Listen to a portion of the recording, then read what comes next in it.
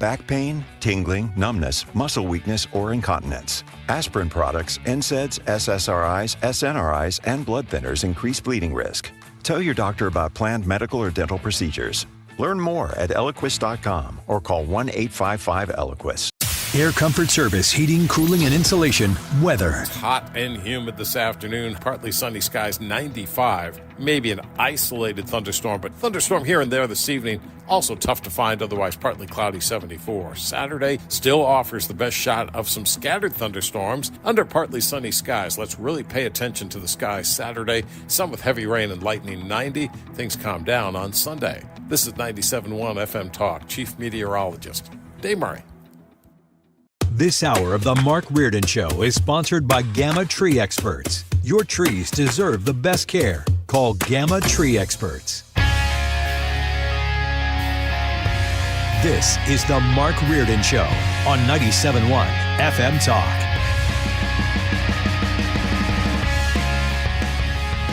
Happy Friday, everybody. Welcome to the Mark Reardon Show. I love filling in for Mark Reardon on Fridays. This is my favorite day of week to do the Mark Reardon Show. By the way, I am Mike Elam. Just you're going, who the hell is that? So if you don't know who I am, you probably don't listen to this radio station anyway. So there you go. We have got the Friday Roundtable today, which I am very excited about having our crew. Jane Duker, who is here always on Friday. Hello, ma'am. It helps if I turn the mic on. How you doing? I'm doing great. I haven't seen you in forever. I know. It's been too long. I know. So I love the fact I get to be here. You keeping everybody in line? I'm trying. Okay. St. Charles is getting bigger every day. Yeah. So it gets a little tougher. Unwieldy. Tim Fitch is here, former St. Louis County Councilman and St. Louis County Police Chief. Hello, sir. I'm wonderful, Mike. Thanks for the invitation. I'm glad you made it here. And Jeff Rainford has made it in off the golf course, I'm assuming. Well, I am off the golf course today, but Monday I was out in your fair city at Bogey Hills. It was a beautiful day, beautiful place. Bogey's a great course, isn't it? It was fun. We are going to get this conversation going on in just a little bit, but I wanted to dip in for a second. President Trump is in Texas. He's actually with Governor Abbott right now, and they're taking a few questions. We just wanted to dip into that real quick. I, too, want to thank all the first responders, and we have many of our legislators over here. I want to thank them for stepping up and being here constantly, as well as state officials who join with us. And as we've said before, we remain committed. We're here for the long run. We will maintain our operations to search and find everybody that we can, as well as ensure that we're going to rebuild this community from Hunt to Camp Mystic to Kerrville down below. We are committed for the long run, not just to rebuild, but to rebuild in a better way. I have received a lot of detail, even from the president himself, about ways that we can do a better job in the rebuilding process, and we will put all of that to work. We have a special session beginning in 10 days when we're going to start working legislatively to make sure that we address every challenge that the people of this entire region, including the Central Texas region, make sure we help rebuild the families and communities of all of them. But we would not have been able to do that the way that we have had it not been for you, your commitment to Texas. I know you love Texas, and Texas loves you. We appreciate you showing up, and because of your swift and effective response, we're better positioned to deliver on all those commitments than ever before. Thank you, Governor. That's very nice. Thank you very much. Appreciate it. Christy, would you like to say something? Fantastic job you've done. So that is President Trump, who's just kind of weighing in. I love that. Governor Abbott, you love Texas, don't you? I do. You got to love that part. What's he going to say? No? Exactly. Like, hey, Texas helped get me elected. I kind of love Texas. It works for me. The nicer you are, the more money you get. There you go. And in Texas, there's a lot of money to get, so that works out. So we'll start off with the fact of just kind of talking about this and being how things have worked out so far. There was a lot of blame going on of this. They're trying to, in some in the media, not saying everybody and not saying all Democrats, but saying that there is a push that's out there that says they're blaming President Trump for part of this, that what happened in Texas. Is that fair, Jane?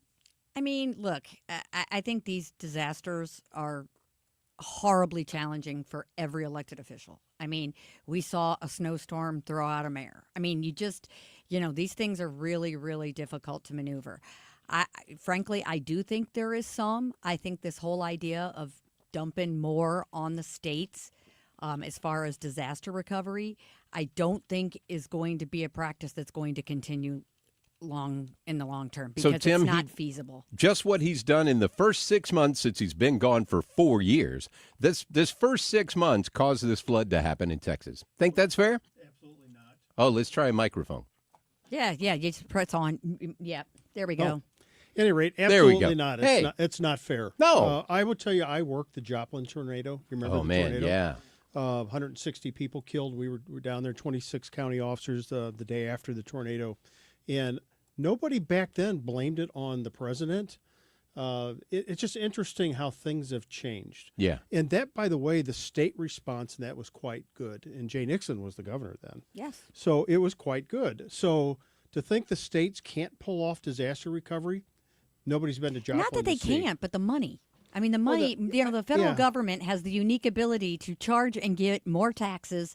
And I think that I'm not saying it's his fault that the flood happened. I'm saying, the response and how quickly people were informed. And I mean, we had That's not challenges the here. narrative, though. The narrative is Trump is to blame for this because he did all these cuts, and his cuts caused this to happen. That's why the emergency alarm didn't go off. That's somebody So I didn't think push that, the buttons. Yeah, I they think said. that I also don't blame him for any aspect of this. However, I think this, this is a terrible pun, but I do think this should be a warning sign that we, rather than this Doge approach to taking a meat cleaver to government sort of like willy-nilly, that we really have to be thoughtful. And they need to be thoughtful at the federal, state, and local level, including here where the alarms didn't go off in the city of St. Louis during the tornado. These storms are becoming bigger. They're coming together faster. There's less time to plan for them. So rather than sort of blanket cuts to the National Weather Service or to FEMA or to, dumping it on the state governments or the local governments that don't have the means, I think we have to be really, really careful because there's a growing number of more powerful storms, and these storms are happening with less warning. And so I don't blame him for what happened in this particular instance. But if, in fact, we don't learn from this and we don't not only cut emergency preparedness, but we don't actually beef it up and we're smarter about it, I would blame him for that going forward. So, Tim, you've had unique experience in this, both as a county police chief and as a county councilman, so elected official and a police chief. A lot of this falls, I think, on local folks. Like, if you're going to do the emergency preparedness, it's on the local community to get that together. And you're going to be first. You're going to be at the scene first. You should. So you really have to take the ball and run with it. And the feds will come along later. But the local authorities are in the best position. So, Jane, you were talking about, cuts. I haven't heard anything about, cuts to funding. I've just heard that the FEMA would go away, but the funding would be passed on to the states. I thought the blame was that there wasn't enough advance warning, which is more like the National Weather Service, the systems that are in place, that's a local and that kind issue of thing. there that they didn't have sirens. And they although they had actually talked about said they had excess staffing at the National Weather Service when it happened. They actually had more staffing than they would normally have. That the National Weather Service had staffed up for this disaster.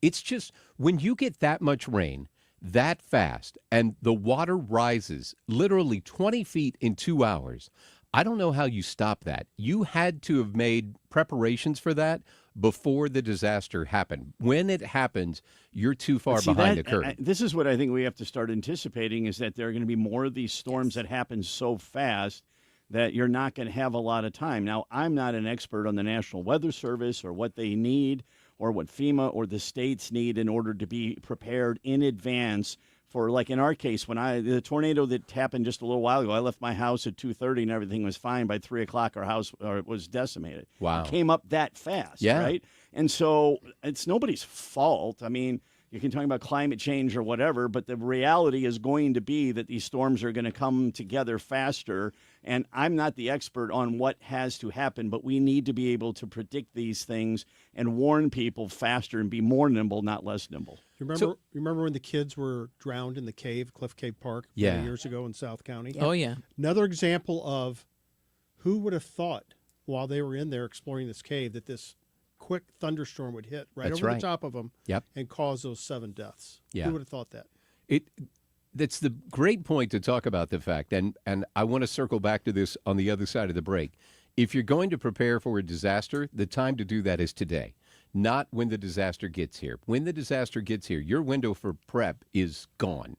And you've seen that as being with the city and preparing with that, with Francis and everything you had to do in the mayor's office to get all that done. And I want to circle back on the other side of the break and talk about our new mayor that we have in the city of St. Louis. How's she doing? I mean, we did the first 100 days of Donald Trump. Let's talk about the first 3 months of Kara Spencer and how has her administration been so far. I mean, you walked in, you had this disaster happen. I'll be curious to hear what all of you think. It's Jane Duker, it's Tim Fitch, Jeff Rainford. My name is Mike Elam. You are listening to the Mark Reardon Show on 97.1 FM Talk. Traffic from the 97.1 FM Talk Traffic Center. There is an accident on westbound 44 just before Pacific. And at one point, we had the 2 right lanes blocked. Now we have the right lane blocked, but it is a parking lot jam, she said with no diction. It is a parking lot jam to just west of 109. And I just put it up if you'd like to see the jam behind it on X at Susan6768. Now, that's the worst of it. We do have some volume eastbound 70 headed for 270 and westbound 64, a little bit at Hampton, and then from Winghaven out through the 70 split. We've also got some slow-moving traffic on the Illinois side. It's westbound 5564, almost right at Route 3. That has caused a delay back through the 70 split. I'm Sue Thomas, and that's traffic on 97.1 FM Talk. We all hear the radio ads about the IRS. They tell you to be afraid, to be scared, and they try to frighten you into calling. I'm not here to do that. Tax Relief Advocates is different. TRA is here to tell you that if you owe money to the IRS, whether it's $5,000, $50,000, or $500,000, we have a solution. It doesn't matter if you're sitting in your car, at work, or with your kids. No matter where you are, call now. 800-575-6986. Don't lose hope. TRA can eliminate or reduce what you owe to the IRS. Generous programs are now available that can give you a fresh start. Our passion is taxes and helping individuals fix their IRS problems. We have over 1,000 5-star reviews on Google and an A+ with the Better Business Bureau. You don't need to be afraid of the IRS any longer. End your tax nightmare today by visiting us online at TRA.com or call 800-575-6986. That's 800-575-6986. Tax Relief Advocates. Real solutions for real people. Hey, it's Matt, your leaf filter trusted pro. Gutters are an often neglected part of the home. They're also one of the most important. Clogged, overflowing gutters can cause serious problems like foundation damage or basement flooding, which can cost thousands of dollars to fix. Let's face it, cleaning gutters yourself is not only a hassle, it can be dangerous. But when you get Leaf Filter, you'll never have to worry about cleaning clogged gutters again. Get started today by visiting leaffilter.com/radio to schedule your free inspection. If you decide to move forward, we'll professionally clean, realign, and seal your gutters before installing our patented stainless steel micro mesh system. Leaf Filter keeps out everything but the water. And it's backed by a lifetime transferable no clogs warranty. So you're protected for good. We're in your neighborhood and ready to help. Visit Leaf Filter today for a free inspection and estimate, and you could save up to 30%. Visit leaffilter.com/radio. That's leaffilter.com/radio.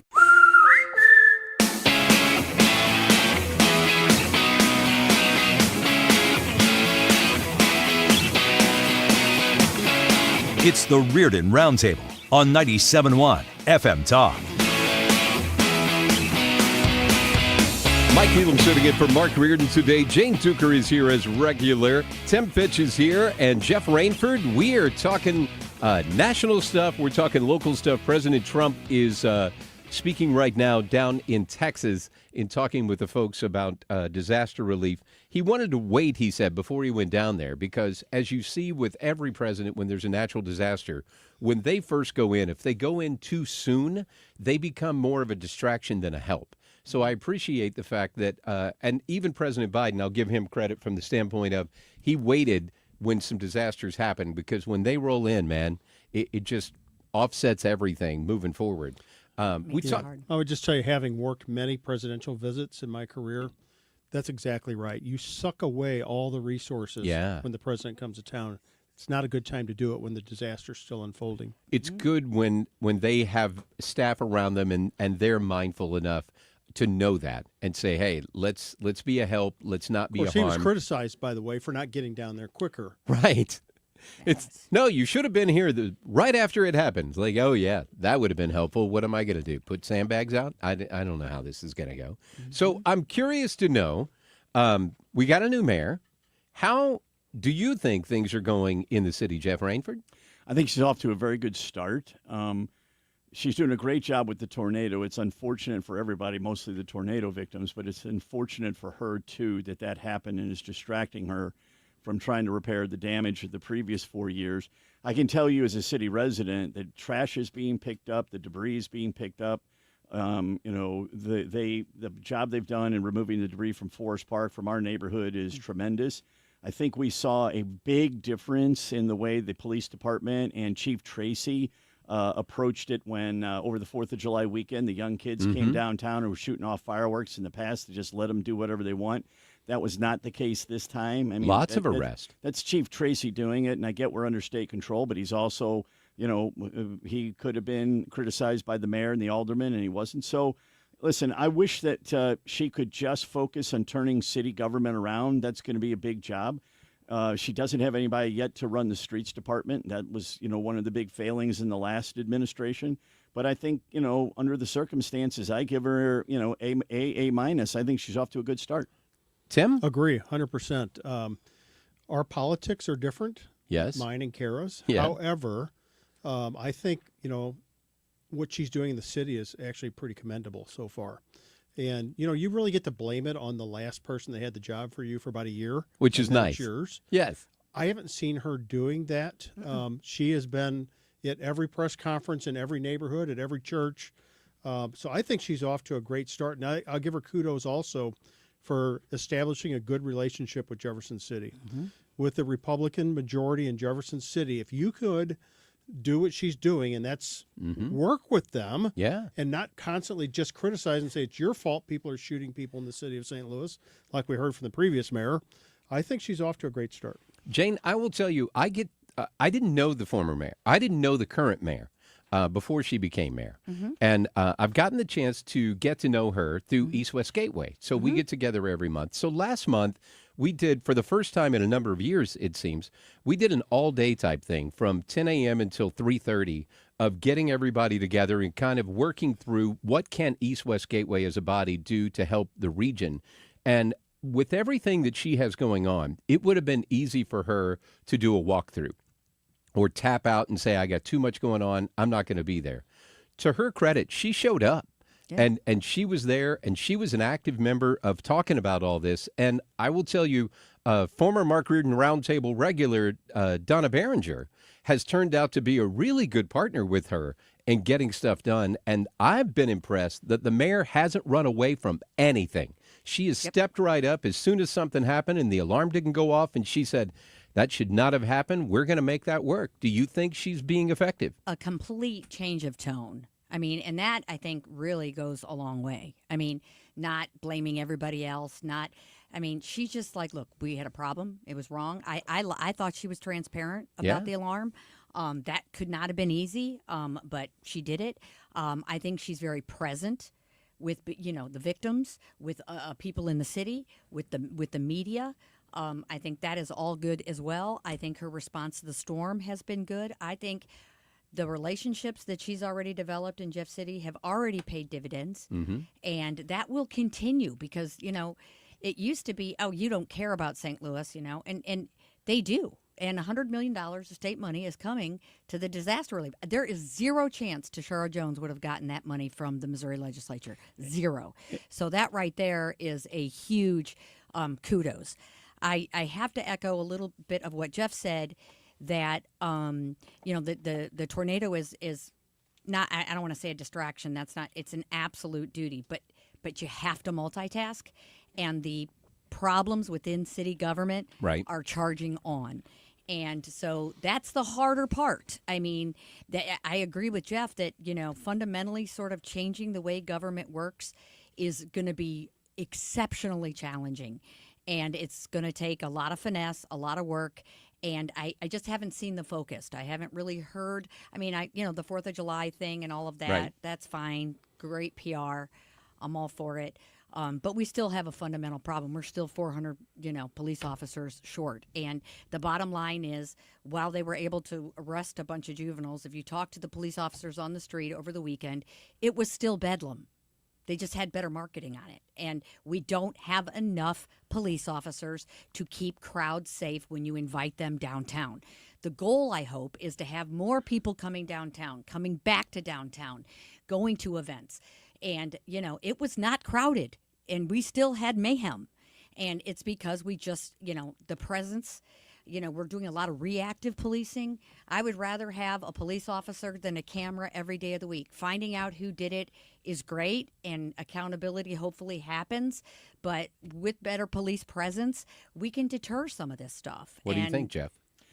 I think that it really wasn't just the last 4 years, a good chunk of the previous 4 years. The entire apparatus of city government, including the police department, was not well managed, was very poorly managed. And that's why, like I said, it's really unfortunate for Kara and us city residents. Not only, again, I'm always going to say it, the humanitarian aspect of the tornado, but also the fact that it's taking up so much of everybody's time that I do agree they have to multitask, but there are only so many hours in the day, and emotionally there's only so much that you have in you. That I think it's unfortunately going to take a little longer to fix everything. But I will tell you the basics, or as a city resident, the basics are working. They are picking up the debris, they're picking up the trash. And I would say that, she had her first political test with this election to fill her own old seat. And it was really basically, I know Megan Green doesn't want to say so, but it was Kara Spencer against Megan Green. And the voters in that district, who are not exactly, conservatives, reputed Megan Green and overwhelmingly defeated or overwhelmingly elected the candidate supported by the mayor. So I think that she's off to a good start. I think the task ahead of her, it's really hard. Tim said you have a year. I always figured you had 100 days. But whether it's 100 days or a year, it's really hard to turn around 4 to 6 to 8 years of neglect of an organization and turn it around as quickly. And then you throw the tornado in, and I think it's just an unfortunate set of circumstances. Tim, Jane was talking about we're short on officers, and I think everybody, because this was one of the resounding things that came back as a theme at East West Gateway in June when we were talking, was we've got to get crime under control for the region, and it starts in the city. What are you hearing from a law enforcement perspective? How are things going? Yeah, that's a great question. Just last weekend, I was at a retirement party at County Police Headquarters, and I saw the person that's in charge of recruiting for the county police. And I said, how's it going? What kind of results are you seeing? He said, it's like night and day. It's like we just flipped a light switch, the number of applicants coming in to apply. Wow. He said, I wouldn't have told you that until recently, but you're really starting to see that now. And I said, okay, so what's causing it? Multiple things. The community and the nation as a whole is more law and order oriented. Right. So people are willing to go into law enforcement. Absolutely. So that pendulum that I've seen in my 63 years on this earth, it's gone back and forth and back and forth. It's finally That's going human back. nature. It's going back towards support of law and order. That's and good. You're seeing people saying, okay, I'm willing to step up and do it. Now, I think the same thing's going to happen in the city of St. Louis. I hope Well, so. it already did. I mean, we saw it with the election. Not only did the incumbent lose, but the incumbent was slaughtered, and the number one issue was city services. The number one issue of city services was crime. We can argue back and forth about whether the police were effective last weekend, but nobody was speaking out against it. There was no citizen response to it or anything. I can't speak for every city because New York seems like they're losing their minds. But I've been reading about San Francisco, and it's the same thing. There's even the liberals and the progressives are like, you've got to keep our streets safe, and we can't have mayhem on our streets. And I think that is the feeling of the overwhelming number of people in the city. And if that's what the police need to be empowered, is that the citizens say enough is enough. Well, I think that the citizens of the city of St. Louis and other American cities are saying enough is enough. And I did NYPD's accreditation assessment, and I will tell you, there's no secret to how they do policing in NYPD. It's about numbers. Cop on every corner type numbers. 53,000. 53,000. And they're everywhere you go. You go walk through Times Square. I was there in June. Cops are everywhere. Now, I was there 3 weeks ago. They're everywhere. How effective they are in solving crime is a different argument than presence. Correct. But presence is deterrence. But it sure makes tourists feel good about coming, going to Times Square. I want to talk a little bit about New York on the other side. It's funny that we ended up right there because an anomaly. It's interesting to see. Is New York a foreshadowing of what the Democratic Party is going to become, or is that a one-off? We'll talk about that in just a little bit. It's Mike Elam sitting in for Mark Reardon today, Jane Duker, Jeff Rainford, Tim Fitch. I'm talking too fast. Slow down. Breathe. Here we go.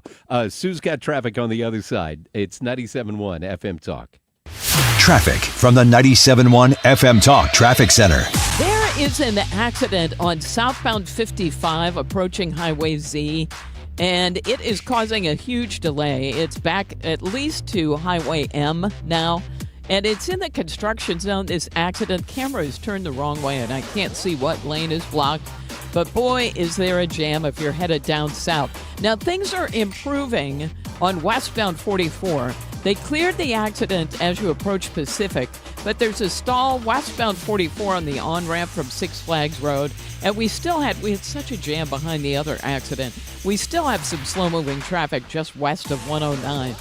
Now, on the Illinois side, there was that accident westbound 5564, really near Route 3. It looks like that may be gone. Still a little bit of volume in that area. And other than that, it's the usual volume, so there's plenty of it out west. Westbound 64 from Highway N out through 70. 70 Lake St. Louis Boulevard out through Wentzville. I'm Sue Thomas, and that's traffic on 97.1 FM Talk. If you owe the IRS, you have a legal issue, and you need the Lance Drury Law Firm. We'll protect your rights. Log on at lancedrurylaw.com or call us toll-free at 888-367-6512. If you're trying to sell a home, there's only one agent in town that I trust, Mark and Neil Gelman of eXp Realty. My friends Mark and Neil have the best system to connect you to the best qualified buyers, getting your home sold fast and for top dollar. 314-336-1991. Go to thegelmanteam.com. You've been listening to the very popular Wellness One for many years, Saturdays and Sundays on 97.1 FM Talk. We're happy to share that we've expanded the show to 4 times a week. Yes, 4 times every weekend. Saturday at 10 a.m., Saturday at 8 p.m., Sunday at 9 a.m., and Sunday at 2 p.m. It's the same great show designed to cut through the nonsense and provide you a common sense, science-based strategy for a healthy life. So join TJ and Aaron for Wellness One. Now 4 times a week on 97.1 FM Talk. It's time for a $98 AC tune-up. 3:30 is the time. This time check sponsored by Jerry Kelly Heating and Air Conditioning.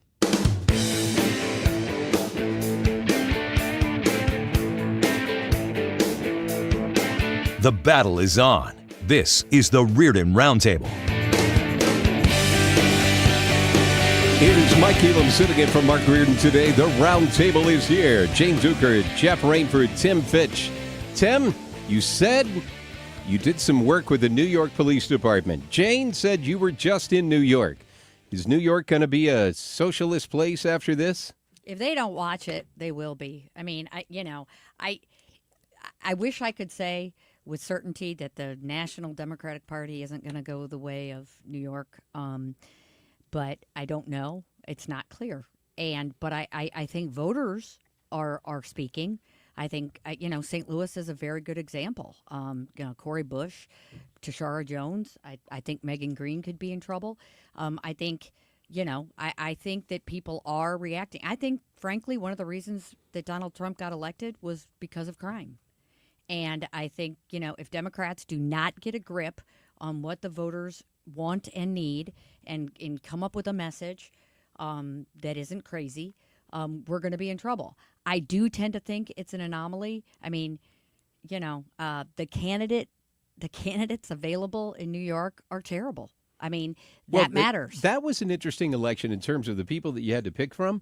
But the other thing that I think is interesting, and the Missouri legislature got rid of this in the last session, ranked choice voting played a big part in this election where they kind of gamed the game, if you will. Like they figured out, hey, only put me or my buddy, don't rank anybody else. Don't vote for all the choices that you could have. So, Tim, is it a good thing that we don't have ranked choice voting in Missouri? Wasn't there a carve-out for the city? Yeah, Yeah, we do in the city. There It was was a carve out for exempted. the city. Yeah. Sorry about So that. the city so could still have the it. city could still run into It's not this. great. Yeah. But in New York, for example, the biggest concern I have is what happens with crime when you have a very far left progressive mayor. Yeah. Does it end up like San Francisco? I think that would be a suicide mission for this guy if he gets in. I also think we can't write off Eric Adams. We cannot write him off. I don't think you can, because given the choices, I mean, you can't He's running say as an independent. He is. Yeah, and you just, I think people are scared, and he has a good chance. Jeff, do you think the Democrat wins, or do you think Adams has a shot to come back in this? I don't know enough about it, but it's really difficult in a Democratic city or a Republican state for an independent or, somebody off the ballot or write-in or whatever to win. So I'm going to presume that the Democratic candidate will win. But I don't see this, even though it's the biggest city in America, I don't see this as this is the direction of the party. You mentioned San Francisco. So the new mayor of San Francisco is a moderate who is like, you got to clean up the streets. And that's what he's doing, including some very Republican-sounding ideas. And the situation in New York was a weird one. So you had the incumbent mayor who was probably lucky he didn't get indicted except for the deal he made with the administration. Then you have a former governor who had to, leave politics, under Who's another one who's lucky scandal, he didn't get indicted. And was lucky he didn't get indicted. And then you have this young guy who got these, got young people who they do deserve to vote. Everybody about 18 deserves a vote. But as Churchill said, any young man who's not a liberal has no heart, and every old man who's not a conservative has no brain. So you've got all these young. So there's hope for you to come around. There's. So it could, what I'm getting at, that's a long-winded way of saying it could just be one of those localized situations that is only a reflection of the localized situation. Where do you think the party's going to go, though? I mean, when I'm starting to look at who's going to be the leader of the Democrat Party, AOC keeps coming back up, right? And you have Bernie, who's still there, and they have the energy in the party. And as a Republican, I would love for that to be the face. Yeah, Tim, I think we sweep if that's the case, don't you? Yeah, it'll be by the way, if he gets elected, this socialist governor or socialist mayor in New York, if he gets elected, the Republicans are going to say he's your leader. Oh, by all means. This is your leader, absolutely, right? Yeah. they are. This is your Democratic leader. Why don't you just run for president and have AOC as your vice president? Well, I think there's a good shot that AOC is going to run for Senate.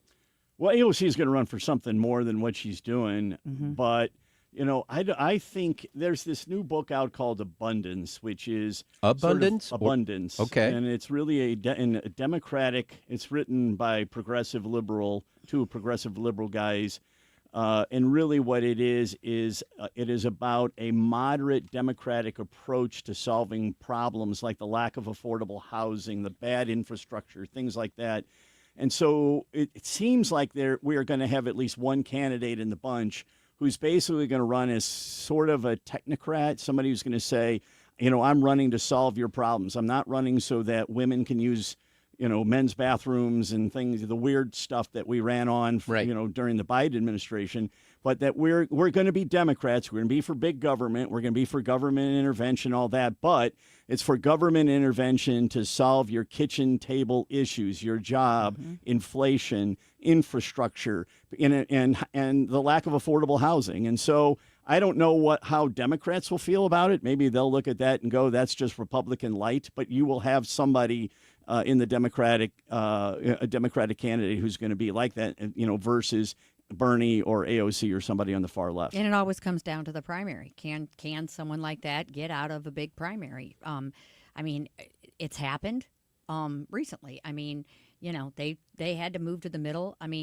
So I think that will start happening, because I hope at some point Democrats will be sick of losing. And at that point, you have to, I listen to Rahm Emanuel, and I'm like, a lot more people ought to be listening to him.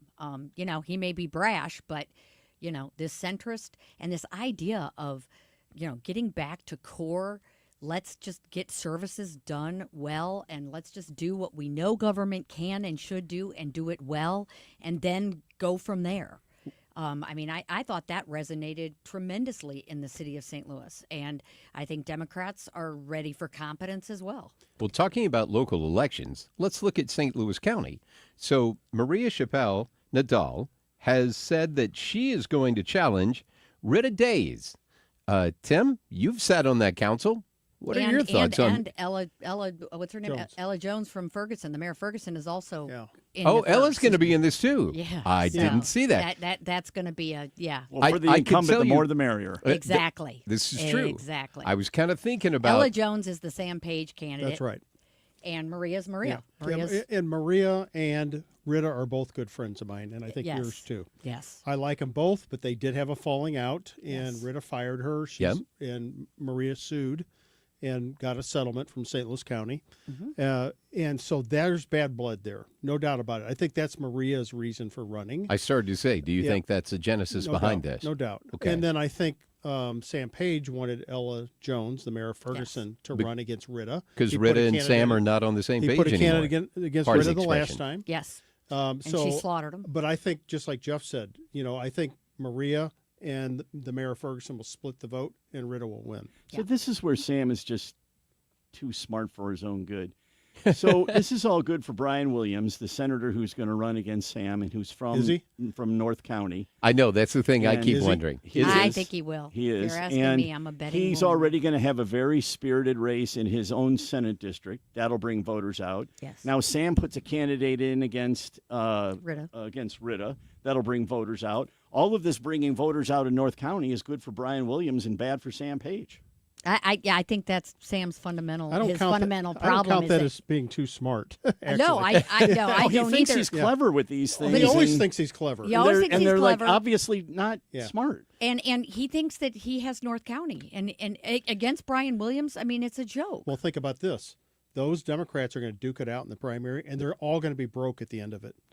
And now along comes Dennis Hancock, who's going to announce next month that he's going to run officially. for I thought county he already executive. had. He's going to have a kickoff. Oh, next month. okay. I only know that because I'm his treasurer. Oh, there you go. So at any rate, so he's going to come in with money where the other three are going to be broke coming into the general. Brian won't be broke. Yeah, I'm not. Well, I'm Brian, not- Yeah, I mean, Brian too won't be many, broke. The problem for Councilman Hancock is too many county residents have found greener pastures in St. Charles County, and there just aren't enough Republicans left. Now, against Sam, maybe he could make it close. Against Brian, assuming Brian runs a good campaign in the primary, I don't see it.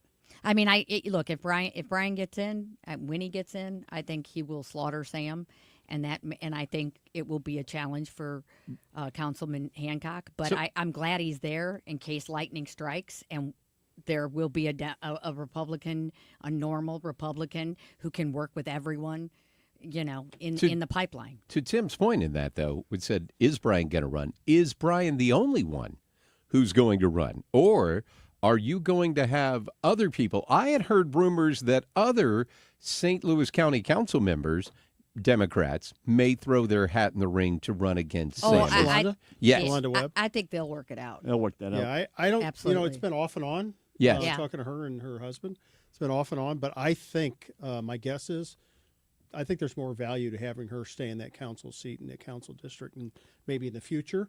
But I think this is, on the Democrat side at least, this is going to be a battle between Brian, if he runs, and Sam Page. Now, given some of the silly things Sam does, it wouldn't shock me if a Steve Williams runs or something like that, but I don't see any major, well-known, high-profile Democrats running. Yeah, no, I think the Democrats will actually get it together on this one. They're done. I think people are done with him, and I think that people are coalescing. I have good friends that are getting called constantly by Sam Page. Talked to one yesterday. He said, Sam called and said, hey, we haven't been together for a while. He says, I've never been together with you. So Sam is doing his best to raise money right now, and he's not getting it. He's not getting it. And Really? that's a big deal. Do you think he's going to find another Brian Williams to put in the race? It might not be Brian. It might be Steve or Rick. Yeah. Or, I mean, that's how we ended up with a mayoral change in St. Peter's way back when, because we found a similar named candidate who hopped in the race, and voters weren't sure who to be voting for as they move forward. Yeah. Well, I mean, I guess people could try to play tricks, but again, he'll try to be too clever by half. I heard his latest is he thinks. Tim, you'll appreciate this. I heard he thinks he gets to appoint the county auditor, even though the charter is very clear that the county council does it. So, there's going to be another lawsuit of that went so well for him on the county prosecutor. Right. I know. It's like and meanwhile, there's plenty of things that need to get done in St. Louis County that aren't getting done. And they're broke. And let's talk about that. I mean, the budget deficit is real and it needs to be taken care of. And Where is that money going to come from? Well, he wants a tax increase. I mean, he is jonesing. He wants to build a $650 million government center, which I see zero appetite for from the voters or anyone else for that matter. He keeps expanding and getting into new programs while there is a deficit. It cannot happen. Wait till you see the senior tax freeze really come crashing down. In what sense? In the sense that they're not ready to implement it. The director of revenue, his director of revenue, he resigned the day the applications were due. Hey, let me tell you, as somebody who is the first county in the state of Missouri to put the senior tax freeze into place, it's a major pain in the patoot. Yep. Michelle does a fantastic job. Michelle McBride, who's the county collector in St. Charles County, has done yeoman's work in putting this together, because my point of this has always been, when the legislature passed it, I called it a half-baked pie that they dropped on the counties of the state of Missouri with no instructions on how to finish baking it. What was that pizza place? You could go get a pizza that was done and then you finished. Panera's? Well, but there were there's all kinds. You of finished baking the pizza place at home, right? Right. But they had instructions. Go to 350. Cook it for 20 minutes. This is how it needs to go. We got none of that as a county, and it is really hard to put all that together because you don't know how much staff you're going to need. You don't know how long you're going to need. Michelle had to figure it out because no other county had ever done it. And St. Charles differs from St. Louis County in that St. Charles actually wanted to implement it. Sam Page has had zero desire. Fought it every minute. He has fought it, so that makes it a big problem because, he doesn't want it to happen. So as many roadblocks as he can put up, which is really starting to frustrate voters. Well, we're going to take a break right here. When we come back, I want to talk to you a little bit about some news that happened with the Blues yesterday.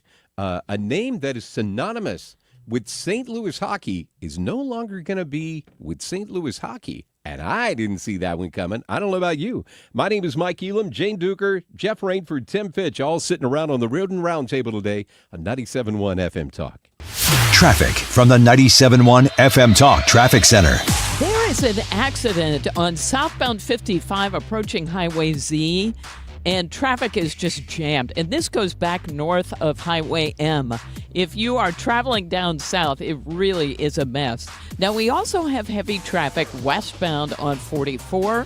Right now, it's around Highway 100, kind of in the Villa Ridge area. And let's see, as long as you are out west, it's kind of bad. But 44 westbound looks fine at 270, where we usually see heavy traffic. Now, there's an accident reported eastbound Highway 30. Watch for that at Dolores Drive. That's causing a delay. If you're headed into Illinois, we look fine. There's a little moderate volume westbound on the Poplar. And southbound 170, slow pockets headed for 64. 6440, that's some moderate volume Hampton out through McCausland. And of course, it's Friday. So out west, we already have slow traffic on westbound 64. And that's pretty much from Highway N out through the 70 split. 70 slowing at Lake St. Louis Boulevard. I'm Sue Thomas with traffic. It is 3:45 at 97.1 FM Talk. When you're approaching retirement, there are a lot of questions to answer. Do you have enough money to fund your income for life? How should you claim Social Security? And what's your plan for health care and long-term care? Hi, I'm Eric Robert, Director of Investments with the ClearPath Wealth Management Group at Stifel and host of On the Money Saturday mornings at 11 on 97.1 FM Talk. Don't leave your retirement to chance. It's crucial to understand and address relevant risks before you retire. Our team can help you get organized, guide you through critical retirement decisions, and create an investment portfolio designed around your needs. To schedule your free retirement plan consultation, go to clearpathinvesting.com. That's clearpathinvesting.com. Or call us at 636-695-2650. That's clearpathinvesting.com or 636-695-2650. Stifel Nicholas and Company Incorporated, member SIPC and NYSE. Viking, committed to exploring the world in comfort, offering small ship experiences with a shore excursion included in every port and programs designed for cultural enrichment.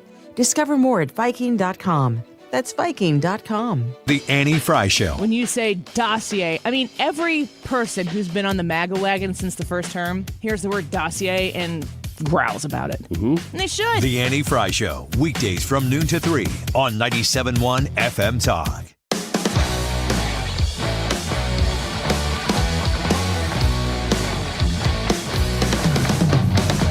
Some ideas are better than others. We're hashing it out on the Reardon Roundtable. It's Mike Elam sitting in for Mark Reardon today. You know, these breaks are quick these days. As soon as you get an in-studio conversation going, the music starts playing and you come right back, which is sad to some point because I really enjoy the off-mic conversations. They're always good. All the stuff you can't say on the radio, but you wish you could. Jane Duker, Jeff Rainford, Tim Fitch is here. So the news came out yesterday that FanDuel is making some changes. Ethan could probably tell me more about this. I don't know how closely you guys have been following this, but all of a sudden I find out no John Kelly. Yeah, John Kelly will. The Blues did not renew his contract, so he will no longer be the TV voice of the St. Louis Blues. The Blues and FanDuel Sports Midwest will now be simulcasting the 101 ESPN broadcast on TV. So Chris Kerber and Joe Vitale will now be both the radio voice and the television voice of the St. Louis Blues. So no more Kelly associated with hockey. And I think that goes.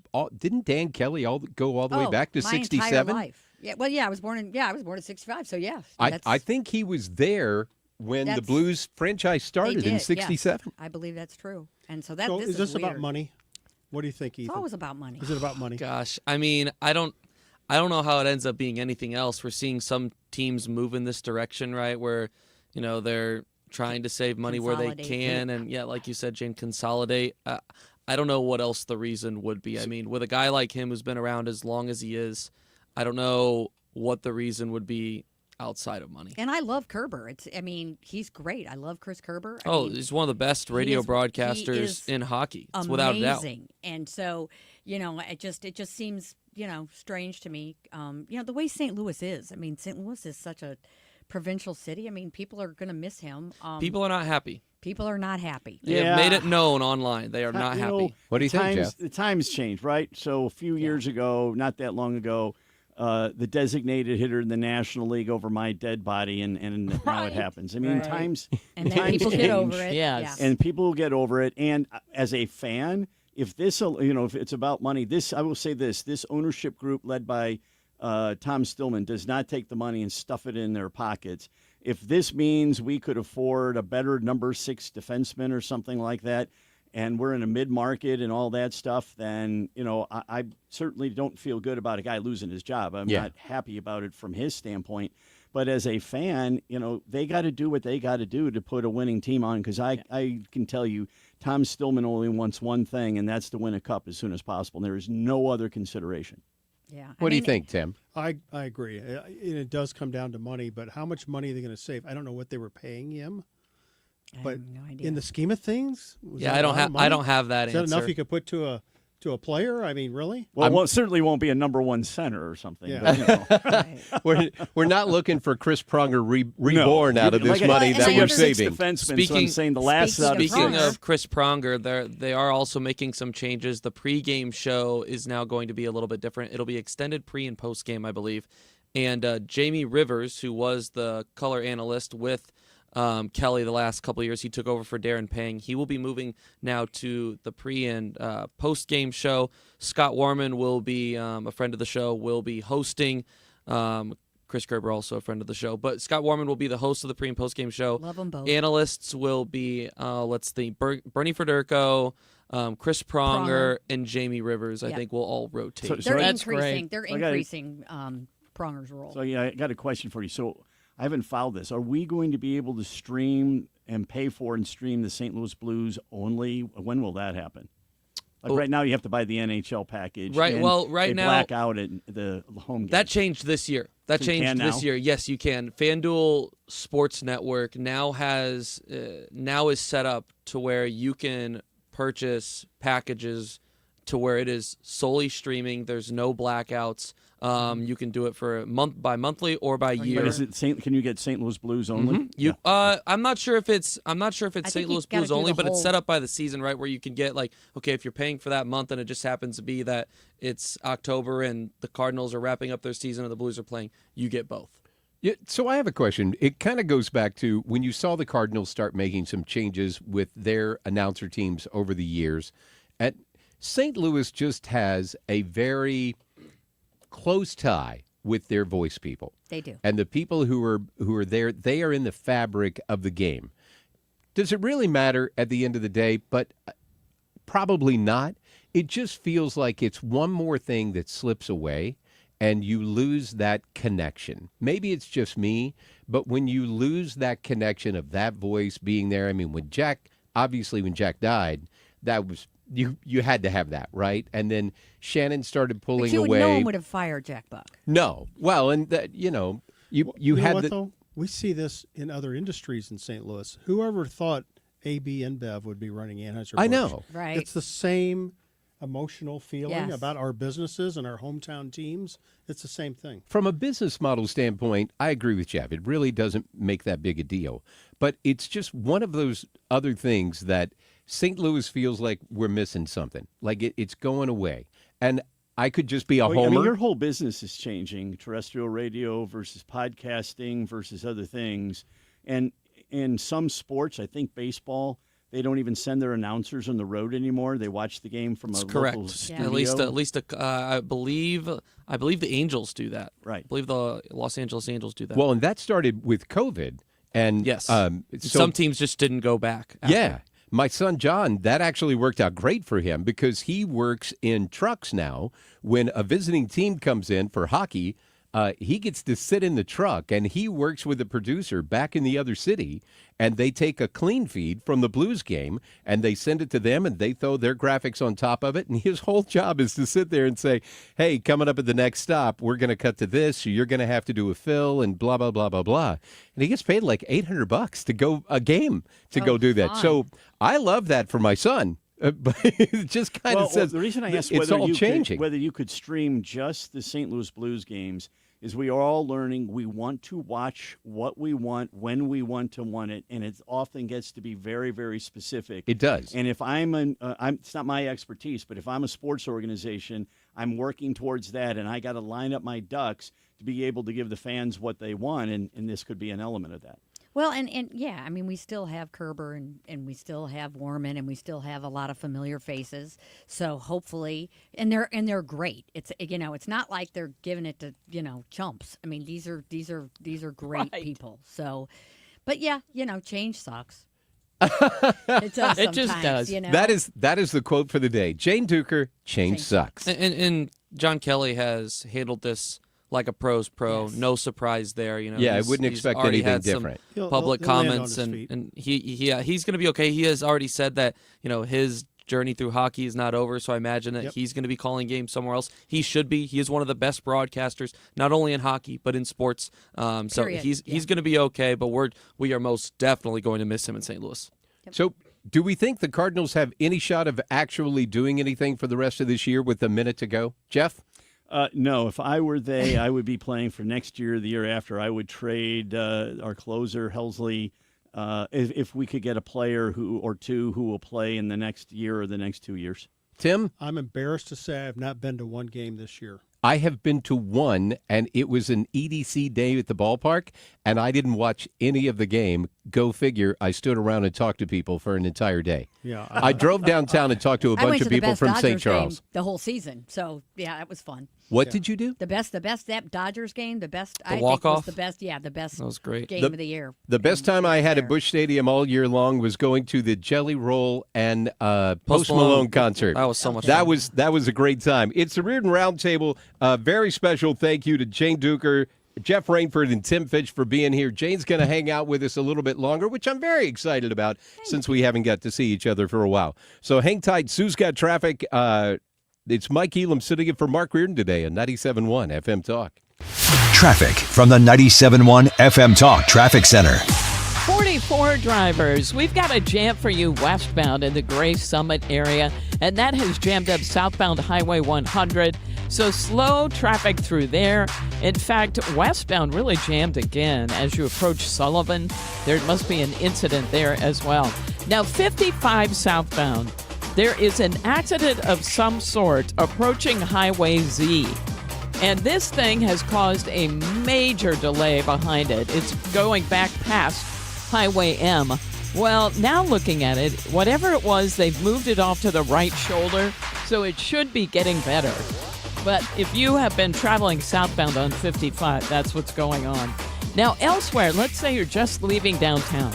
70 westbound, some moderate volume at Jennings Station Road, a little bit past the airport, and again in O'Fallon.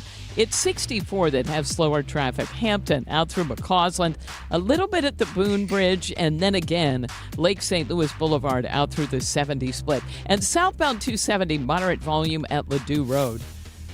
Looks like traffic is brought to you by The Diamond Shop. The Diamond Shop, making St. Louis sparkle for over 100 years. I'm Sue Thomas, and that's traffic on 97.1 FM Talk. When it comes to replacing your windows and doors, don't settle for ordinary. Choose extraordinary with Renewal by Andersen, the full-service window and door replacement division of Andersen, a name trusted for over 120 years. Our exclusive Fibrex material combines the strength and durability of wood with the low-maintenance features of vinyl, giving you windows and doors that are twice as strong as vinyl, energy efficient, and built to last. For a limited time, get 25% off every window, patio door, or entry door with no payments for 18 months and zero interest. It's our best new client discount. Ready to transform your home? Dial pound 250 and say the keyword Windows to schedule your no-cost design consultation or visit rbastl.com. That's pound 250, keyword Windows, or go to rbastl.com. Renewal by Andersen. Superior products, exceptional service. When you ride, you feel the freedom of the open road. But when the road turns dangerous and an accident happens, the pain and confusion can be overwhelming. If you're injured in a motorcycle accident, you need someone who understands.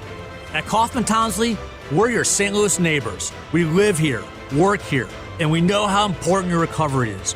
We'll fight for you so you can focus on healing.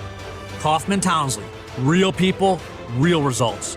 Call 314-500-5000. KFTK FM Florissant from the Kaufman Townsley St. Louis's Injury Lawyers Studio. Call 314-500-5000. That's 314-500-5000. All on the free Odyssey app. Of love and support for Texas. I'm Lisa Brady, Fox News, delivered by the President and First Lady. We are grieving with you. Our nation is grieving with you. They've been speaking at a roundtable event in Kerrville after meeting with families and first responders and seeing damage firsthand from last Friday's flash flooding. Just hard to believe what I've never seen anything like it. A little narrow river that becomes a monster. And that's what happened. President Trump says angels were lost. The dozens and dozens of precious children taken from us with such... I looked at the pictures of almost all of them, and it's terrible. The flooding is blamed for at least 120 deaths in all, with more than 170 others still listed as missing. One reporter asking about local alerts not going out in time. The president calling that an evil question. Texas Congressman Chip Roy also at that roundtable event. This state is about looking forward, and we'll figure out how to make our systems the best they can be. But importantly, when you see 26 feet of water rising a foot per minute, don't go around pointing fingers. The people in this community rallied around to help people, and that's the enduring image. The Texas governor has added potential flood warning improvements to the agenda for a legislative session later this month.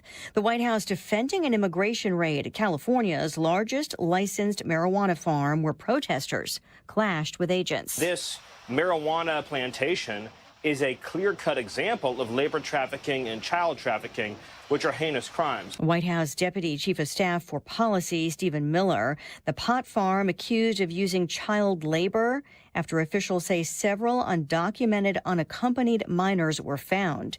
Police telling Fox there were several hundred people arrested after yesterday's clashes. America is listening to Fox News.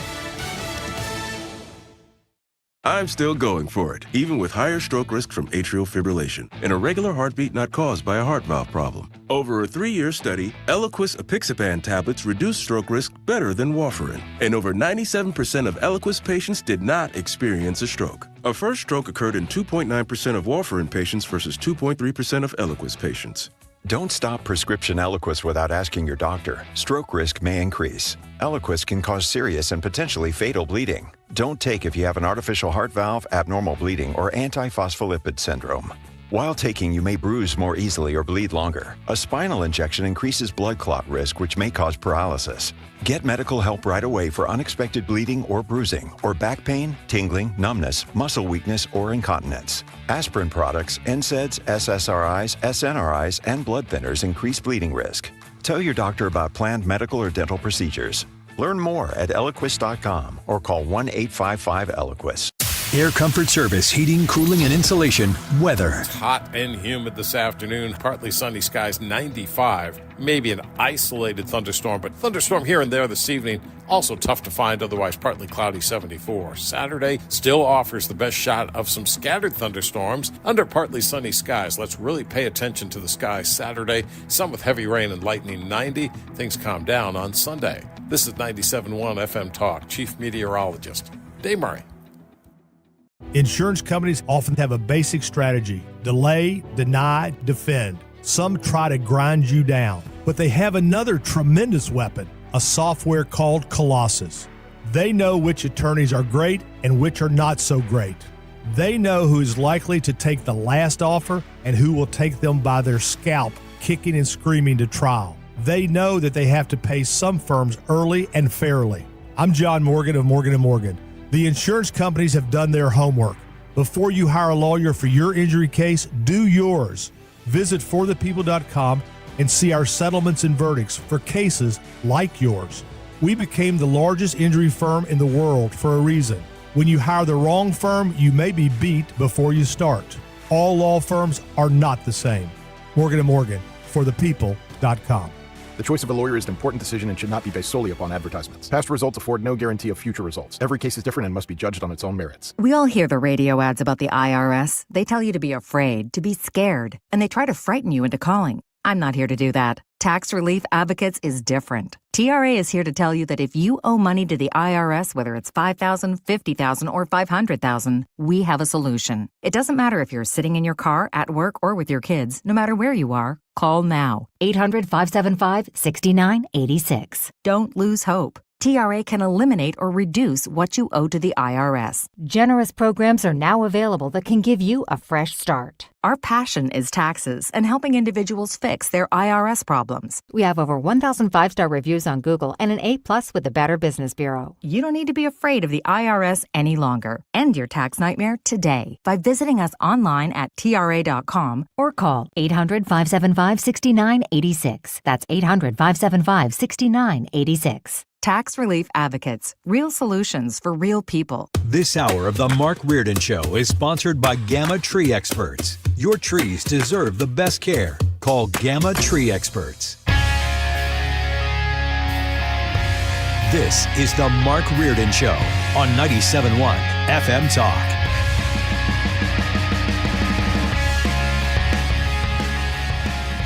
So happy Friday, everybody. You know, I love the weather today compared to the weather we had on Tuesday. Sue, was that not some scary weather that we had blowing in? Tuesday. Oh, yeah. Sideways rain again. Yeah. Yeah. That was crazy. I mean, we were sitting here watching it, and I saw some stuff on the radar, and Sue kind of tracked it all the way in. And you saw it further out west, and you're like, it was beautiful here. We thought downtown was fantastic. And then it all kind of rolled through. And by the way, a friend of mine, because we talked to Matt Pauley, and he was down at the stadium, and I made a comment about what are you seeing with the weather there at the stadium? And Ethan made fun of me because he said he's only 4 blocks away. And I said, yes, that's I fair. said, yeah, but he's actually in it, and he's right there, so he can see this. I'm in a studio looking through a little window, and a friend of mine said, I thought your point to Ethan was very well taken, and I appreciate the fact of where you were going with that. So, stick that in your pipe and smoke it, young man. He does have a little bit more sky, I guess, if he's looking at the ballpark. But see, I have the knowledge of where he does those interviews from, and it's in a studio in the basement of the ballpark. All right, so I didn't know that part. If he was doing it from there. But I'm thinking he went down there. He was just in this. Yeah, he so could have been weatherman for all we know. He could have Yeah. been gazing the skies and saying, all right, Mike Elam, this is what we got here today. I remember years ago, I was down there. This was before they built Ballpark Village. It was all knocked down, and they had all the dirt and everything there. And we were down for the kids to play. They did a little league, like walk around the field type thing. And we were sitting up in the 400, so way up top, right down first baseline, looking at that.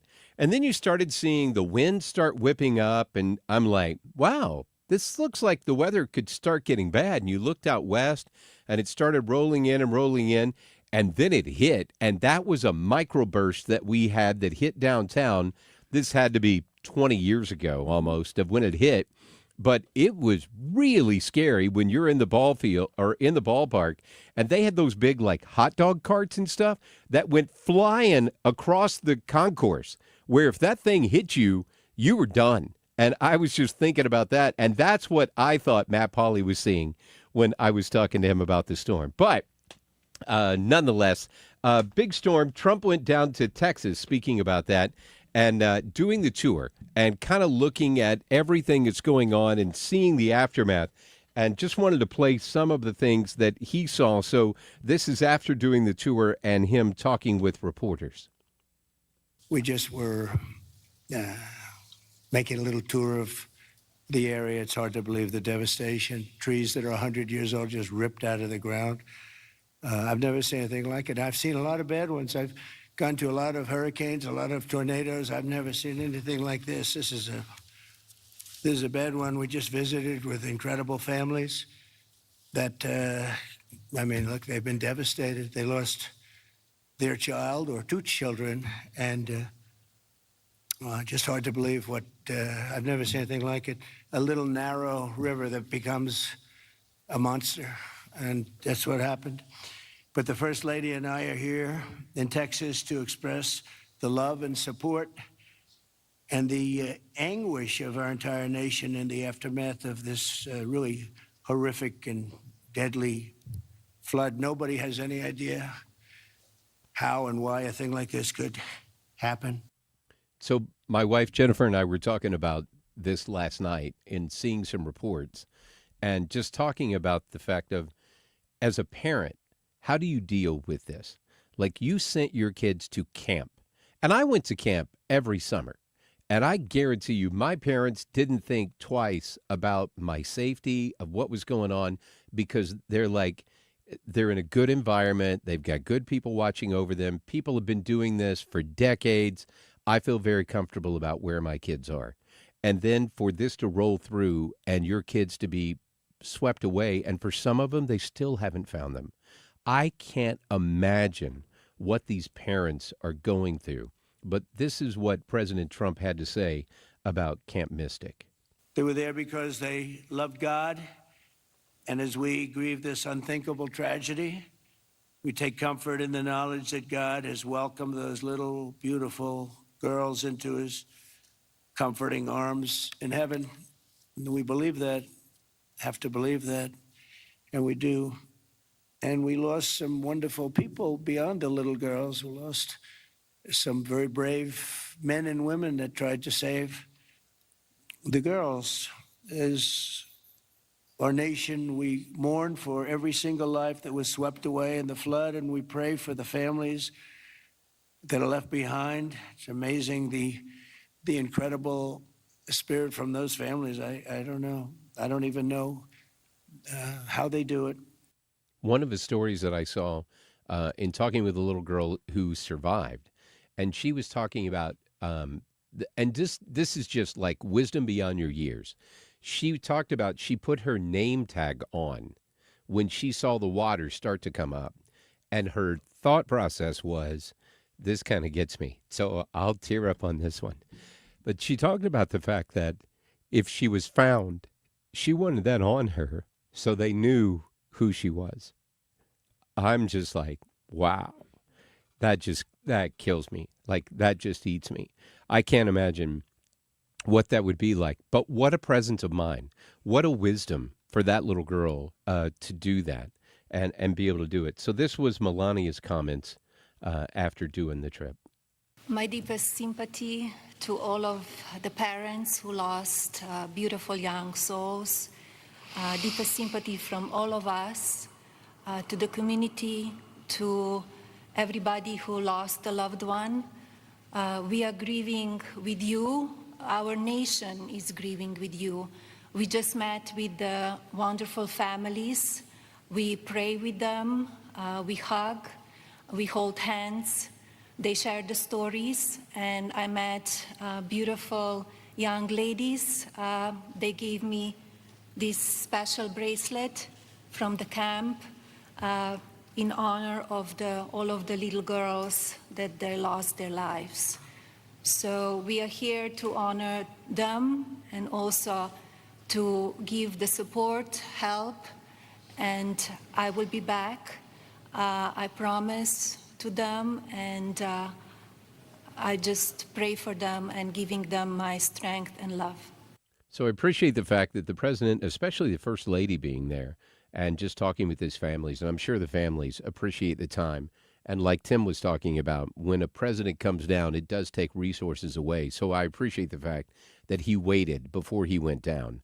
So what was needed to be done at the beginning was the resources were there and able to take care of that. So just wanted to share some comments that President Trump had while he was there in Texas today and kind of give you a little look-see of what things are like down on the ground and doing that. We've got Sue's News coming up on the other side. It's Mike Elam sitting in for Mark Reardon today on a Friday. Hope your day is going well. Thanks for making 97.1 FM a little part of it. Traffic from the 97.1 FM Talk Traffic Center. If you are southbound on 55 coming out of downtown, we've got a jam kind of from Imperial through Barnhart. There was an earlier accident south of, or really close to Z, that has caused delays down there. 44 westbound is okay in the metro area. Pretty slow, though, out at Highway 100 in the Gray Summit area. And westbound 70 is slowing now. Lake St. Louis Boulevard out through Wentzville. 64, some moderate volume at Hampton. A little bit through Chesterfield Valley and slowing again at Prospect. Now, if you're headed into Illinois, things look fine on the bridges downtown. I'm Sue Thomas, and that's traffic on 97.1 FM Talk. Hey, it's Matt, your leaf filter trusted pro. Gutters are an often neglected part of the home. They're also one of the most important. Clogged, overflowing gutters can cause serious problems like foundation damage or basement flooding, which can cost thousands of dollars to fix. Let's face it, cleaning gutters yourself is not only a hassle, it can be dangerous. But when you get Leaf Filter, you'll never have to worry about cleaning clogged gutters again. Get started today by visiting leaffilter.com/radio to schedule your free inspection. If you decide to move forward, we'll professionally clean, realign, and seal your gutters before installing our patented stainless steel micro mesh system. Leaf Filter keeps out everything but the water. And it's backed by a lifetime transferable no clogs warranty. So you're protected for good. We're in your neighborhood and ready to help. Visit Leaf Filter today for a free inspection and estimate, and you could save up to 30%. Visit leaffilter.com/radio. That's leaffilter.com/radio. Do you know what went down at the Viper Room the night River Phoenix died? Are you aware of how Steve McQueen escaped death at the hands of the Manson family? But what about the real-life brutal murder that inspired David Lynch's Twin Peaks? These stories and more are told in the Hollywoodland podcast, where true crime and Tinseltown collide. Follow and listen to Hollywoodland wherever you get your podcasts.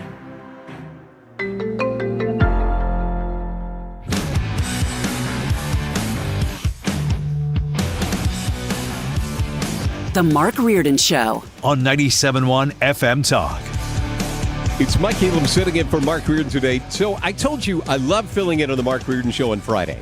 Couple of different reasons. One, you have the Roundtable, which is always fun. Two, I get to see Jane Duker. Try again. Try again. Yes, Aw.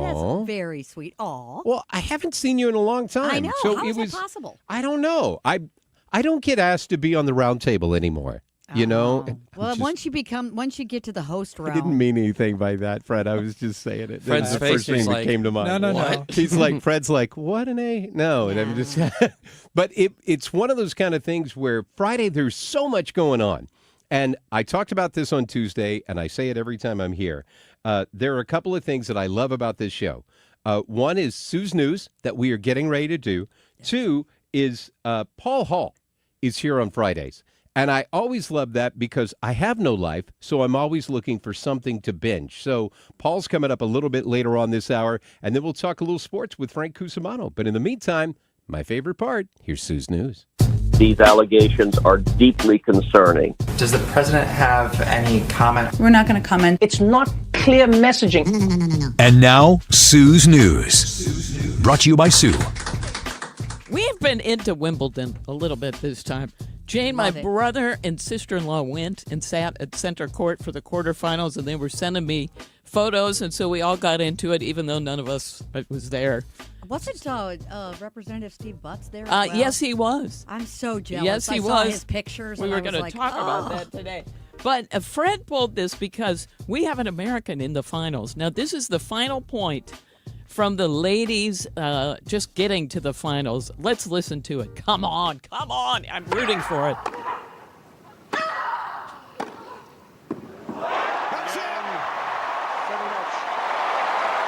Amanda Anisimova has done it. Her sweetest win. Anisimova is American. So you listen to that name and you think, wait, what? What'd she say? But From yeah, New Jersey. From New Jersey. Yeah. So we can watch her tomorrow in the finals. It's great. She was so excited. Her whole reaction was just stopped as soon as she realized and covered her mouth, and she was like, oh my gosh. It's just joy. It It is is. just joy. Okay, on this day in history, 56 years ago in 1969, David Bowie released his classic Space Oddity, and we have that, of course. But here's what I didn't know. By the way, this song freaked me out as a kid. I was like, Oh, I'm I with don't you. know.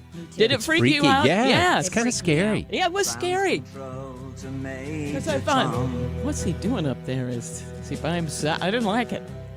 But here's what I didn't realize. I had not done the math on this. He released this 9 days before the moon landing. No way. Yeah, so the whole point of this was because of the upcoming moon landing, and I never knew that. So that puts kind of a new spin on it. Oh, I'm sure the astronauts' families were so happy about that. Mike, right? Like, whoa, does that mean my husband just got lost in space? Oh, my gosh. Oh, wow. Yeah. 1969. 1969. Now, of course, the dates have been out there. We could all do the math, but it never occurred to me. Fred, did you know this? No, I didn't know. No. If anybody would have known, it would have been. I started to say, that Exactly. actually surprises me that Fred didn't know I that. know. Fred knows a lot. Okay, and then 38 years ago, just because it was amazing to watch, in 1987, remember Bo Jackson of the Kansas City Royals became a two-sport star? Yep. Loved it. He signed with the LA Raiders. He was an all-star in both sports. It was just nuts to watch. I think he is underrated as far as being the amazing athlete that he was. I've seen a few documentaries on him, and he's an astounding athlete. Yes. He's an astounding human being. I used to laugh when he would strike out. He would take his bat and just snap it. Yeah, And like I'm a twig. Right. Yes. And you don't think about how much pressure it takes to snap a bat like he did, because he didn't do it down at the little skinny part. Like, he would snap it right in the half. He did it over his batting helmet. Yeah. He's in the It's video, a famous nuts. video of him doing it over his helmet. You'll never see another athlete, multi-sport athlete like Bo Jackson. It was ever it's nuts. again. Jane, And I've Jordan seen didn't do it. some of them. No, he couldn't do it. I Deion think Sanders was really the last one Deion that was the closest. had some success, but he But wasn't remember even this- Bo. Wasn't We had- Brian Jordan one? Oh. Yes, Did he Brian do it at Jordan the was same also. time? I See, don't that's know. the key. He I don't and know. Deion? I'm not remembering. Or he and Bo? Nike did the Bo Knows ad campaign, which I also Those really were enjoyed. awesome. Yeah. But by 1992, he was done. Well, he had an injury. I mean, That's what imagine was the worst. the pressure. It was a hip injury, Yeah, right? it I think was. that he Yes. had. Yeah. It was. Because you just wonder how amazing his career would have I continued. know. Oh my gosh, for that watching that injury. guy when he was playing football and how he would just hit an extra gear and run away from everybody. Oh. And That that's big. Yeah, it's just fun to watch. And there are documentaries out on it, as Jane 30 for mentioned. 30. 30 for 30 is 30 for amazing. 30 one Great. is Don't awesome. Know, was it Don't Know Bo? Is that what it is? Don't know, Bo? Don't know Bo. I don't remember. I think that's right. And then on this day in history, it's been 17 years ago, in 2008, when Apple released the iPhone 3G. Oh, my Lord. Mine feels like a 3G. Right? Okay. It had 16 gigabytes of storage, a 3.5-inch screen, and weighed 4.7 ounces. The iPhone 15 has 128 or 256, depending on what you want. A 6-inch screen and weighs 6.02 ounces. But remember that? They'd only have 16 gigabytes, and you were like, well, now what? You got to get the little thing that you get, the card that you would put in to have any kind of memory Storage. at all. I was Anyway, still grabbing. Thank yeah. you, the SIM card. I was still grabbing my BlackBerry for dear life. Yeah, I was going to say, did any of you have an iPhone at that point? I was still Crackberry. I was Crackberry for a while too, man. I mean, if you were in sales, a BlackBerry was Blackberry, like, yes. oh, you're going to drag this out of my dead hands, man. Yes. That's but how I was. I can't imagine now having a BlackBerry. Sue? I, of course, had whatever the Android version was back Okay. then. Fred? I had iPhones. What did my first iPhone not was at the very beginning. My first phone or iPhone was also it was the 4S. So this was before. Yeah, This was before I had my first phone. Oh my gosh. Well, today, since Jane is here, I always talk about food. Today is National French Fry Day. Hey! Come on. And according to a recent report, this is disturbing, but probably accurate. The average American eats 17 pounds of fries per year. Jane, yes? I don't. You don't? I don't. Oh, I you're like right. She's fries, sweet. but I'm a sweets Yeah. person. But I like fries, but I don't do them very often. That's pretty good. Fred? I'm kind of like with Jane. I love them, but I just don't do them that Interesting. often. Ethan, you're the Ute. Oh my gosh! If we were having like going over under on this, I'm slamming the over. There you go. And you're making Slamming out it. the average for us. Thank you. Mike, I love Mike fries. Elam Now- doesn't eat anymore, so I'm No, not asking I him. used to. I used to be a big fry guy, but now, carbs, I'll say this. carbs are my enemy. This is probably carried though by people that eat a lot of fast food. True. And I'm Yeah. a fry junkie, but I don't eat a lot of fast food. So genuinely, I don't know if I eat that 17 pounds. Well, you'd have to know how much, like a McDonald's large. Every now Right. and then, one just thinks about a Oh. McDonald's Well, large. well, first of all, they put sugar on theirs, and that's why I like it. Is that it? Wait, That's really? the crack. Oh, yeah. I didn't know that. Oh, I didn't know that. Yeah. Across the entire country, Americans eat at least 5.6 billion pounds of fries. That's enough to fill 155,833 school buses. Not sure why we used a school bus, but that's what it is. Okay. Because we have obese kids. Hey, so there, there you, go. you go. It could fill a fat school bus. Fries are the most popular in Virginia, where locals eat more than 21 pounds a year. Alabama is next, followed by Georgia and Maryland, which one of these things is not like the other. And then we had 28 states preferring the basic, straight, and seasoned fries, and Missouri is part of that list. Yeah. But in Illinois, the crinkle cut fries are the preferred style. I mean, if you have a good crinkle cut, that's fine. But I think I'm sticking with Missouri. I'm I not like a the crinkle straight cut. up. I'm Fred, always a steak and shake fry. Those Oh, the those skinny thin ones are ones, awesome. love That's my those. like least preferred. Oh, what? Oh. I'm I with don't Jane. know. Those are so good. They don't travel well, though. You got to eat them What about the waffle fries? 100%. We waffle fries people here? I'm not. okay. No? Too potato-y. Agreed. Okay. Yeah. I agree. They're dry. I don't like the big potato-y Yes. fries. I always get fruit at Chick-fil-A. Fred? I don't ever turn down a French fry. In Amen. any form. Amen, brother. I think, what about waffle fry? Or not waffle fry. Yeah, waffle Curly fries. fries are still there. fries Shoestring and- fries. Shoestrings are my love. Steak fries? I like steak fries. Yeah, I do I too. think I They're meant too steak fat. fries. Yeah. I like Too the fat. curly fries from Arby's. Oh, that's good Arby's to know. curly fries are good, but I also Arby's and Rallies are my favorite fries. Oh, that's fair. I'm a classic McDonald's. There you Come go. on. Yeah, Can't go wrong with it. And waffle fries only got love in one state, which is Colorado. So Those people are high. That's why. 63% of people agree that fries can be considered a main dish. No. What? Depending on what you put on 'em, I Thank guess. you. Chili. And exactly. If you put chili on there. And the top seasonings range from classic salt or garlic powder to the less common Parmesan Old Bay. Old Bay is not a bad thought. No, I Old hadn't Bay thought is about a that. very good thing I'm intrigued. on everything. Yes, it's good. Old Bay is a seafood seasoning, but it's really good. Okay. And the top dips, of course, ketchup, ranch, yes, cheese sauce, and mayo. I like Cheese mayo sauce. on there. Cheese sauce is so hard. Okay, now it's National Swimming Pool Day. Really? Yes. Huh.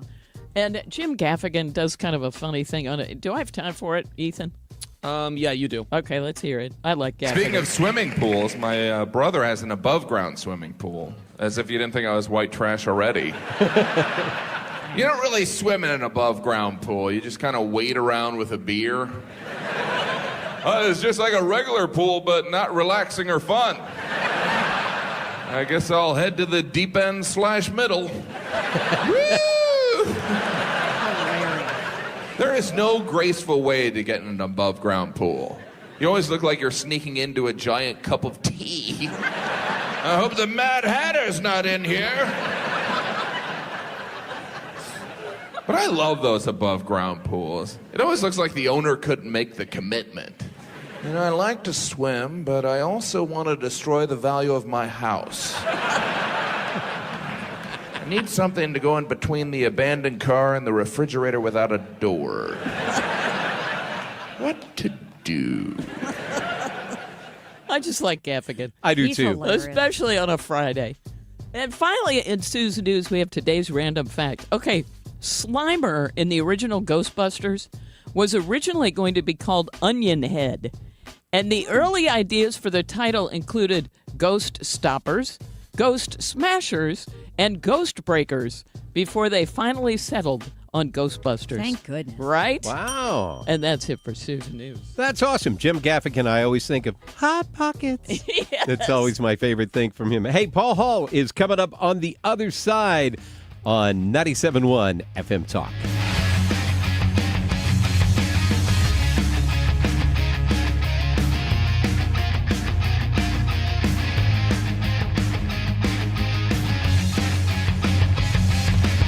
Send with your money now.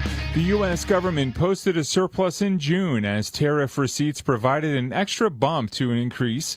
According to the Treasury Department, last month saw a surplus of just over $27 billion following a deficit of $316 billion in May. That brought the fiscal year-to-date deficit down to $1.34 trillion, a 1% decline from the same period a year ago. Tesla will open a showroom in India next week, marking the U.S. EV maker's first appearance in the country. The launch event for the Tesla Experience Center will take place July 15th in Mumbai. Tesla is also likely to officially launch direct sales to Indian customers. On Wall Street, stocks were lower today with the Dow falling nearly 280 points. The S&P 500 dropped 20 and the Nasdaq lost 45. Crude oil futures for August up more than 3% below $69 a barrel. That's your money now. When was the last time you detoxed your body? If you're like most people, the answer is probably never.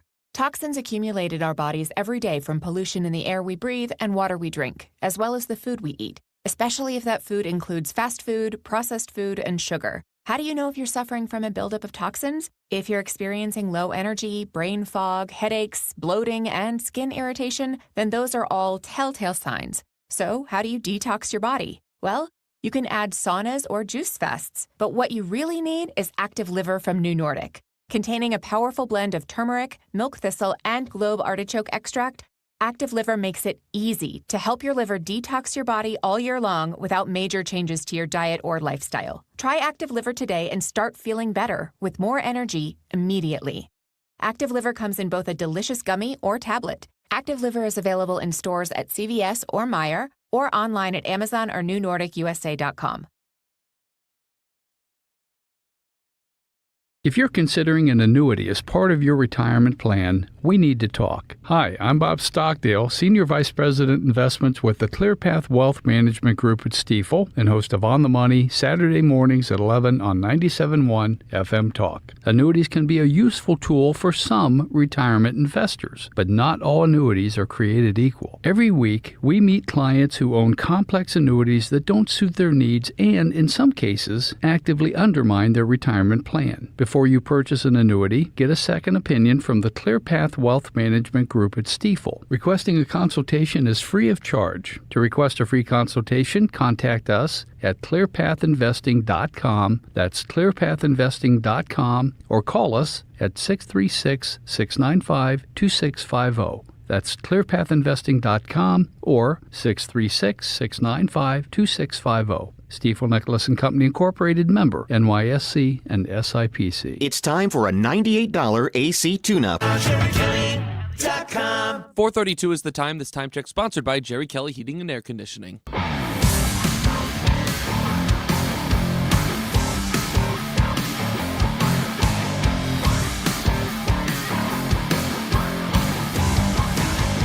You're listening to The Mark Reardon Show on 97.1 FM Talk.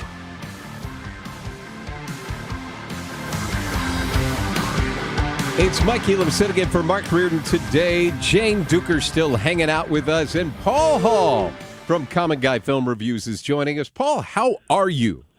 You know, I'm remembering back to the days as a youth. I swam in my above-ground pool.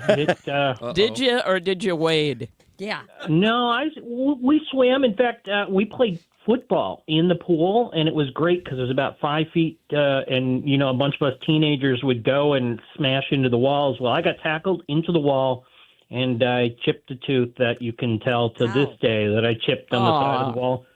And then we went to the neighbor's in-ground pool and swam a lot. Yeah. I was actually waiting for you to say, when I got tackled into the wall and the wall collapsed and water went everywhere. Yes. And we flooded the neighborhood. I had this thing with walls growing up. I got tackled into a wall there. When I was in 8th grade, I jumped playing basketball. I jumped a row of chairs and ran into the wall and broke my finger. It was this thing with walls and me. It never worked out good. You know, Paul, don't put up walls. Walls are not good in your life. No. Bring the walls And down. they aren't. Bring them down. Come on. Better relationships, take the walls down. Isn't that the truth? Man, I am so excited that I get to do a Friday because I haven't talked to you in probably 2 months. So I've been trying. Nothing's happened. Yeah, that is not true. Because I'm always looking to binge, right? Or find something to watch.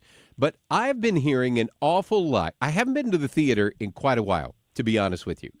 But I've been hearing quite a bit about this Superman movie. And we actually have a clip from it. Your choices, your actions, that's what makes you who you are. Superman. He's not a man. He's an it. It's somehow become the focal point of the entire world's conversation. I will not accept that. I really want to care, Paul. I really do. But in the words of Jody Messina, I think my give a damn's busted. Well, you know, there's this thing lately going on in Hollywood. It's called insert foot into mouth and turn off half the population, which is really weird. I don't get it. I don't get why. But that said, let's remove that from the equation because we have to talk about the movie itself. And quite frankly, the movie itself is quite good overall. It takes a minute for you to realize that the DC comic universe has changed. In the past, in the DC universe, in the more recent past, it was really dark compared to Marvel's superheroes. Yeah. Marvel superheroes had fun. Yeah. And just kind of you enjoyed the action. And yes, there's a lot of action, things blowing up, whatever. But it was a fun type of thing. DC was always that darker type of universe. Well, they went back to the fun with James Gunn at the helm for Superman. And after you realize that we are looking at more of a comic book universe than kind of trying to make a big statement It actually works. And I found, of course, it kind of is diametrically opposed to what he's doing with the whole thing, but it is a beautiful to look at and fun type of thing. I was super skeptical. The first trailer that dropped looked ridiculous. And yes, there are points in this movie that look ridiculous until you realize this is feeling like a comic book. It's feeling to be a fun comic book, not one that is, feeling like more of a comic book than what would be a graphic novel, as we kind of make that delineation between the two. I enjoyed Superman for what it was. I enjoyed a couple cameos that pop up throughout it and make you chuckle and you have a good time. Yes, there's a scene after the credits and one in the credits. They're not groundbreaking, but it's fun. It's back to fun Superman. And for that reason alone, I would recommend Superman. So this is not Batman versus Superman train wreck that happened. Not at all. You kind of you get a little bit of play of what has happened to this point to bring you to where you are, but it's kind of a reboot of the universe. And quite frankly, that is great to see. It's a reboot to take us a different direction with things. I'm not totally sold on this Superman, but I love Lex Luthor, played by Nicholas Hoult. He is really good in this thing, so that helps save the day a little bit. So as long as we're at the theater, tell me about Sovereign. We've got a clip from that one as well to set it up for you. Hello? 1-1, where is your emergency? Exit 275 on 40. These guys just shot a police officer right on the exit. I need to ask you a few questions. Maybe you can help me get to the bottom of what happened. Can you do that for me? I'm a Dennis Quaid fan. Me too. Me too. Yeah. Are you a Nick Offerman fan? Yeah. Yeah. You will be more after this. He is really good here as Jerry Kane. It's kind of inspired by true events.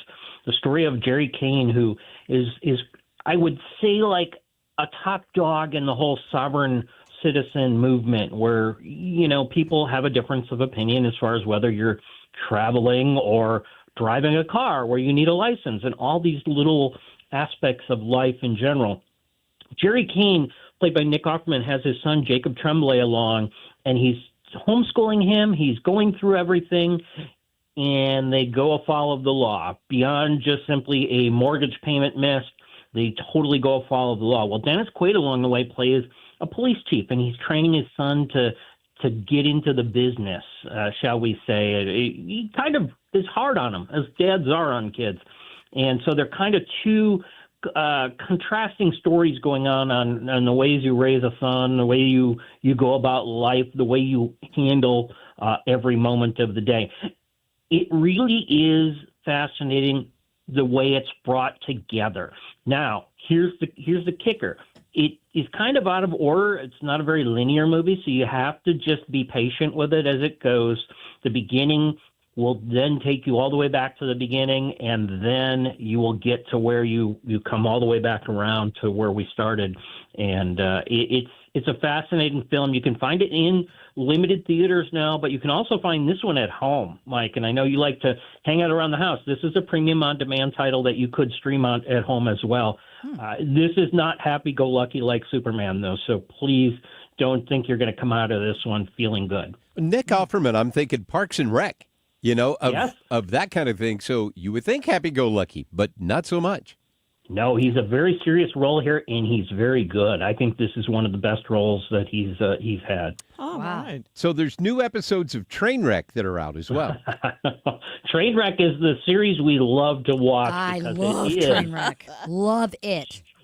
Just that. We got two in the last couple weeks. I don't think we talked much last week about the cult of American Apparel. I didn't remember this. Did you, Jane? Did you? I or did. Sue? Or I anybody? vaguely remembered American Apparel. I had no idea how psychotic the whole thing was. That is a perfect train wreck. I'll be darned. I mean, it was the weirdest thing. Yeah, it was shocking. Okay. It's definitely worth seeing because it was just. Yeah. Yeah, I mean, it was a train wreck. I mean, it was it's going like up Fire when everything was Festival. going down. He was making money when everyone else wasn't. But why? And what was the workplace like? If you want to talk about workplace horror stories, this one had workplace great stories and workplace horror stories all rolled into one. Yeah. The neat thing about these train wreck series, too. I mean, we talk about documentaries on here all the time.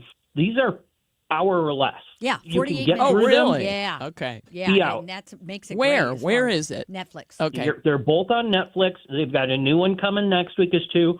And the other one that just dropped this week, The Real Project X, for those of you who go back to the movie Project Saw X that and that one whole too. idea of a party getting out of control. Imagine, a little city, a small city. What's a good small Missouri city? Joplin or somewhere like that? Even smaller. And all of a sudden, yeah, smaller than that, you think? Than what, Heron? that's what it looked like to me. Yeah. Yeah, it's just like somebody's having their 16th birthday party in the Netherlands, and all of a sudden everybody is invited and coming and going to be there. And the town has never seen a party like this. It wasn't the attention.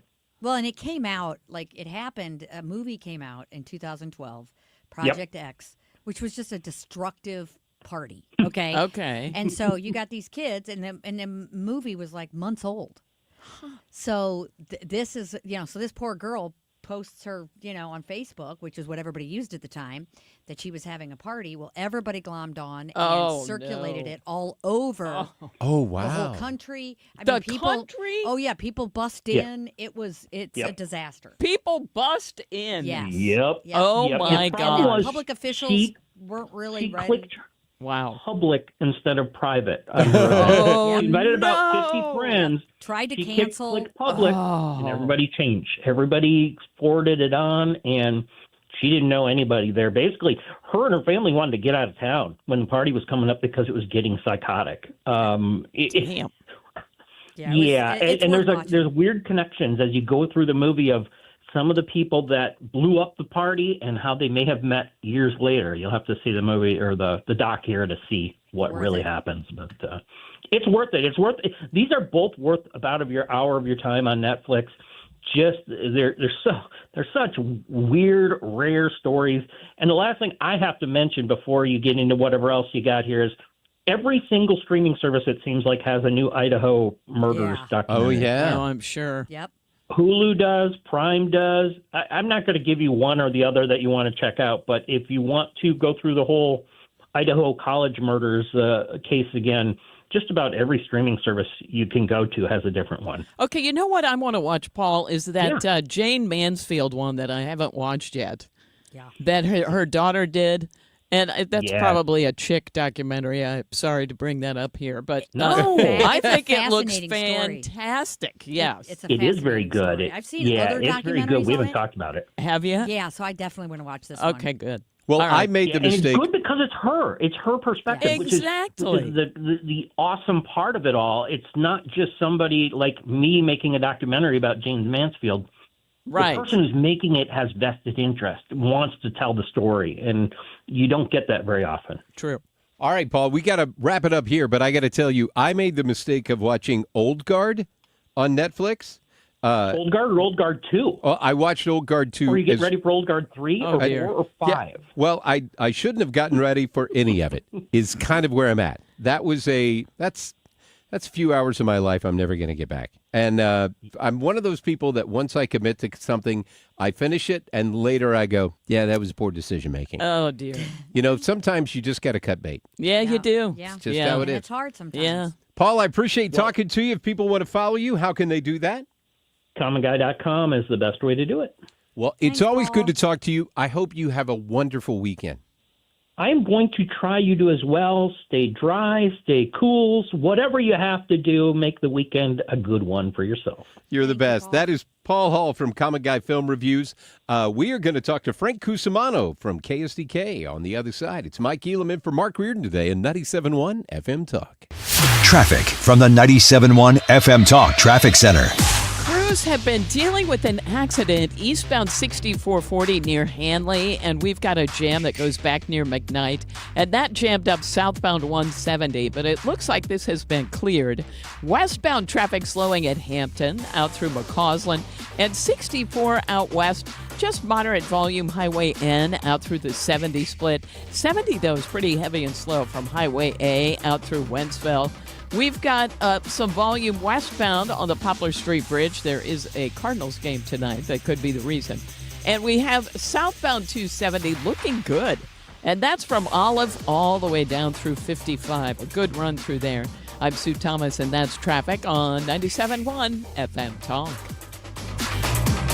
While you start to think spring, that might mean a move is in your future. But the question is, when is the right time to buy? Well, I go to my friend Stewie at Stewart's American Mortgage to ask that question. Stewie, how do buyers beat the competition when they're looking to buy a new home? All right, Annie, we're going to give you 3 big bullets. Number 1, get the bagel loan. No closing costs. If you don't have to pay those closing costs, add it to the bid. You'll beat all the other offers. Number 2, tell the seller you're going to close in 10 days. 10 days, most lenders take 30 days just to get the loan approved. He's going to take your offer over everybody else's right away. Number 3, we give you the power of the pre-approval in your hands. You can access our portal anytime you want and generate your own pre-approval letter. Don't wait for the lender. You can make it happen yourself. Well, the smart move starts by calling or texting my friend Stewie at 314-324-4440. That's 314-324-4440. He just gave you those 3 tips to smart buying to beat the competition. Google the bagel loan for more information. NMLS number 226715. You ask a lot of your liver, so give it the support it needs with Active Liver.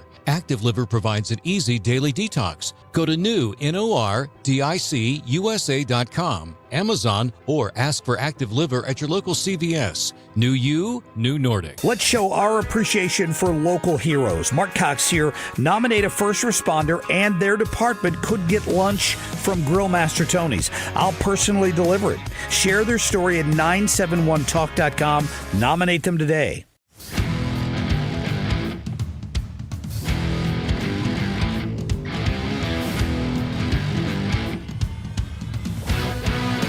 The Mark Reardon Show on 97.1 FM Talk.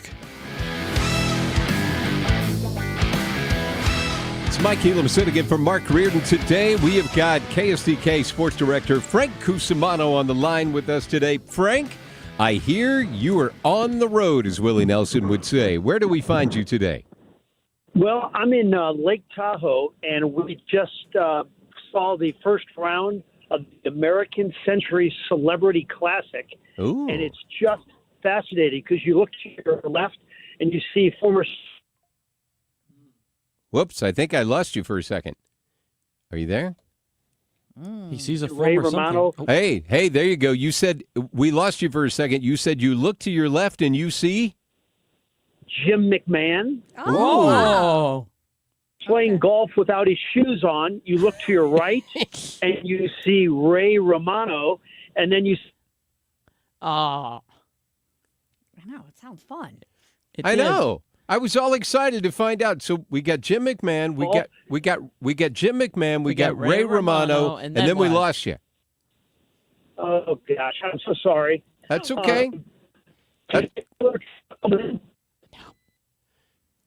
I think we're going to have to wrap it until you get a better place, Frank. But I'm very excited for Frank to have the opportunity to watch Jim McMahon play golf with no shoes. I mean, why not? I know. I mean, in Lake Tahoe. I mean, come on. Do you know no one what can feel sorry for him. What I've heard, though, is that Ray Romano is supposedly a very good golfer. Oh, really? I didn't know hilarious. that. Yeah. I like him. So, Frank, are you still there? Yes. There Hey, he is. he's in, he's out, he's in, he's out. Were you impressed by anybody in particular today who was playing? Oh, well, I tell you the one great story is Steph Curry. Oh, man, he keeps dropping these really great things, and then we know. don't get to find out what happened. What a great teaser. Steph Curry was there. That's cool. Yep. We may have to end up hearing about them on Monday, unfortunately. I think so. I'm sorry about that. Frank, I'm sorry about that. I wish you were in a better place. From a phone perspective, I don't think you get in a better place than Lake Tahoe. No. That's right. I mean, No Lake kidding. Tahoe is pretty I bet nice. there's So some now pretty nice everybody- views out there. Everybody has to tune in Monday to actually get the rest of the stories. I know. So It's a that's cliffhanger. What a tease. That's a whole Paul Harvey thing for you. And on Monday, you'll find out the rest of the story. There you go. I like that. See, that could be fun. I can't imagine what it's like to be Frank Cusumano with a 40-year career in broadcasting, getting to go to all these places, rub elbows with all the sports people, and then he gets a celebrity golf classic in Lake Tahoe. Sad. What do you have to do to get Channel 5 to send you to Lake Tahoe? That would be the first thing I would want to know. Well, he's out there for other reasons, but happened to be able to go. Oh, that's that's even good. better. Yeah, that's even It's a win-win for everyone. Yeah, So it's work and pleasure. You got to love that whole thing of how he makes it work out. Yep. We were going to talk to him a little bit about some of the sports. We already talked about John Kelly leaving the Blues broadcast, and we talked about the American women doing well at Wimbledon. I'm so glad to hear that your family did actually go ahead and do center court. Because on Tuesday, they were saying, hey, we weren't going to spend the money, but then they said, you only live once. Let's go center court. That's but they exactly really what he enjoyed it, said. it sounds like. Oh, my gosh. And it was so cool to see. And they say at the beginning you can get really close to the practices, so you can walk up and you watch these stars hitting back and forth, and they're both wearing hats. It was just very Wimbledon-y. And my brother, who calls me every year, like 2 weeks before Christmas, and says, is there something you want? I said to him this time, oh, there you go. Get your sister a Wimbledon sweatshirt, please. Yeah. So you're going to get some merch. I hope so. Oh, that would be cool. I bet Wimbledon merch is classy. Right? That's what I thought, Jane. I don't know if that's real. It's but not going to be some cheapo sweatshirt. I bet it's white. I started to say. Of course, it better odds be are white. it's going to be a So white maybe you sweatshirt. can go. Yeah, that would be awesome. Yeah, I would do that. That is definitely a bucket list. I would go to Wimbledon in a heartbeat. Yep, me I too. was excited about the fact of American women in tennis. This is like their year that we haven't seen since the Chrissy Everett, Maria Navratilova days. Yeah, it's nice. We haven't had American women do this well in tennis in quite some time. Well, the sisters. Well, yeah, the Venus. And, Oh, that's right. Yeah. And How Coco can I Gauff, forget that? And Coco Gauff has done well. I know. Yeah. Well, I'm such a big tennis guy anyway. Oh, I love it. I mean, breakfast at Wimbledon. You can't beat it. Can't beat it. I'm with just her. I don't play tennis. They You didn't even try? Like, I mean, when I was young, tennis was the thing. It really was. It It was like was. pickleball is now. Yes. Everybody played tennis. My parents played tennis, and they had their tennis club and all that Yes, nonsense. yes, And yes. so everybody seemed to have tried it. I mean, I tried it. I was horrible, but Tennis back then was kind of what golf is now. kind of. There were an awful lot of people like if you joined a country club, you played tennis as much as you played golf back then. Oh, interesting. It was a big thing that they had that, and you had Andre Agassi. Loved it. And what was it? Stefan Edberg. Oh, he was so great. Bjorn Borg. Bjorn Borg. Oh, That's the yes. one I was trying to watch think of. watch the documentary on Bjorn Borg. Really? It's really Yeah, good. It's What is that? Another amazing. 30 on 30 I kind of think it thing? is a 30 for 30. Probably. That's where I see most of yeah, the sports and ones. he is such an interesting person. Yes. And interesting. And then who was the boy wonder? The young Pete Sampras? No, but No, it was before Agassi, her. wasn't it? No, Agassi no, was there. before Boris Becker. Oh, yeah. Oh, Boris Boris Becker. Becker. He's great, Yes. too. Yeah, he's an interesting character as well. I used to love having the whole Jimmy Connors. Oh, and, yeah. Absolutely. Oh, what was his name? Who was always slamming the McEnroe. rackets? McEnroe. Yeah, McEnroe. McEnroe was such an a-hole. I know, but everybody loved it, But though. you got to have that person in sports, right? So Jimmy Connors was kind of the good boy. Yep. Which I don't know. I don't know people from Belleville. They may say a different story of what he was like growing up, but he kind of had that role with the straight black hair and Yep. very straight lace. Yep. And then you had McEnroe, who was, are you kidding me? Right. And with Kind the, of stuff. The hair. Oh, I mean, yeah. Just the hair in the headband. It's iconic. Just yelling all the time mean, and saying all this stuff that was completely inappropriate, especially at places like Wimbledon. Yeah. It's Yeah. like, you can't do that. Yeah, You've got to have a little decorum He here. had control issues. You think? Yeah, anger issues. You know, I that think. was before we were doing the medication. Okay, who saw Bobby Riggs and Billie Jean King? I didn't see it, I but saw it live. I saw the clip. You did? I watched Oh, really? it. That's great. Absolutely, I watched it. And that was wild. That's funny. How You know- weird was that? You look So- back at it now. I don't know if once in a while you can see the footage, and it's weird. It's so 70s. Yeah. Well, and that's something we can catch up on another time. But talking about where has Billie Jean King been with the whole men and women sports thing, you would figure she would have weighed in, but she didn't. And I can't drop that right before I go to break. So there you go, Jane. Yeah. It's been really nice hanging out with you today. I know. It's Come so back nice soon. to see you. Thanks for bringing gifts for Sue. Yes, that was so nice. That was so nice. There were no snacks today, though. So next time, Yes, we're I going to usually work bring on that. food. She made me a charcuterie board with my new name on it, and it's gorgeous. So thank you, Jane. You got to love it. Have a great weekend. Happy weekend, Sue's guys. got traffic next. Traffic from the 97.1 FM Talk Traffic Center. On the roads, let's take a look. If you are leaving downtown, it's really not that bad on 6440. A little bit slow there, Hampton out through McCausland. Eastbound is slowing at Big Bend, but they've just cleared an accident through there. Now, westbound 70 jams up again. It's more like Lake St. Louis Boulevard out through Wentzville, and 64 out west. Slow pockets from Lake St. Louis Boulevard out through the 70 split. Other than that, it's not bad. In fact, southbound 270 looks pretty good.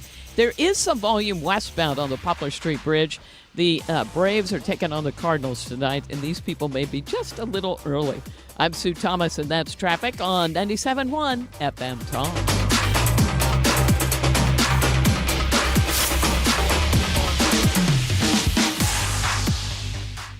I'll tell you what, if you are close to retirement and you've been thinking, okay, I'm doing everything right, I'm saving, but you don't have an actual plan, like a written retirement financial plan in place, then you're kind of winging it. And that is not something you want to do in retirement.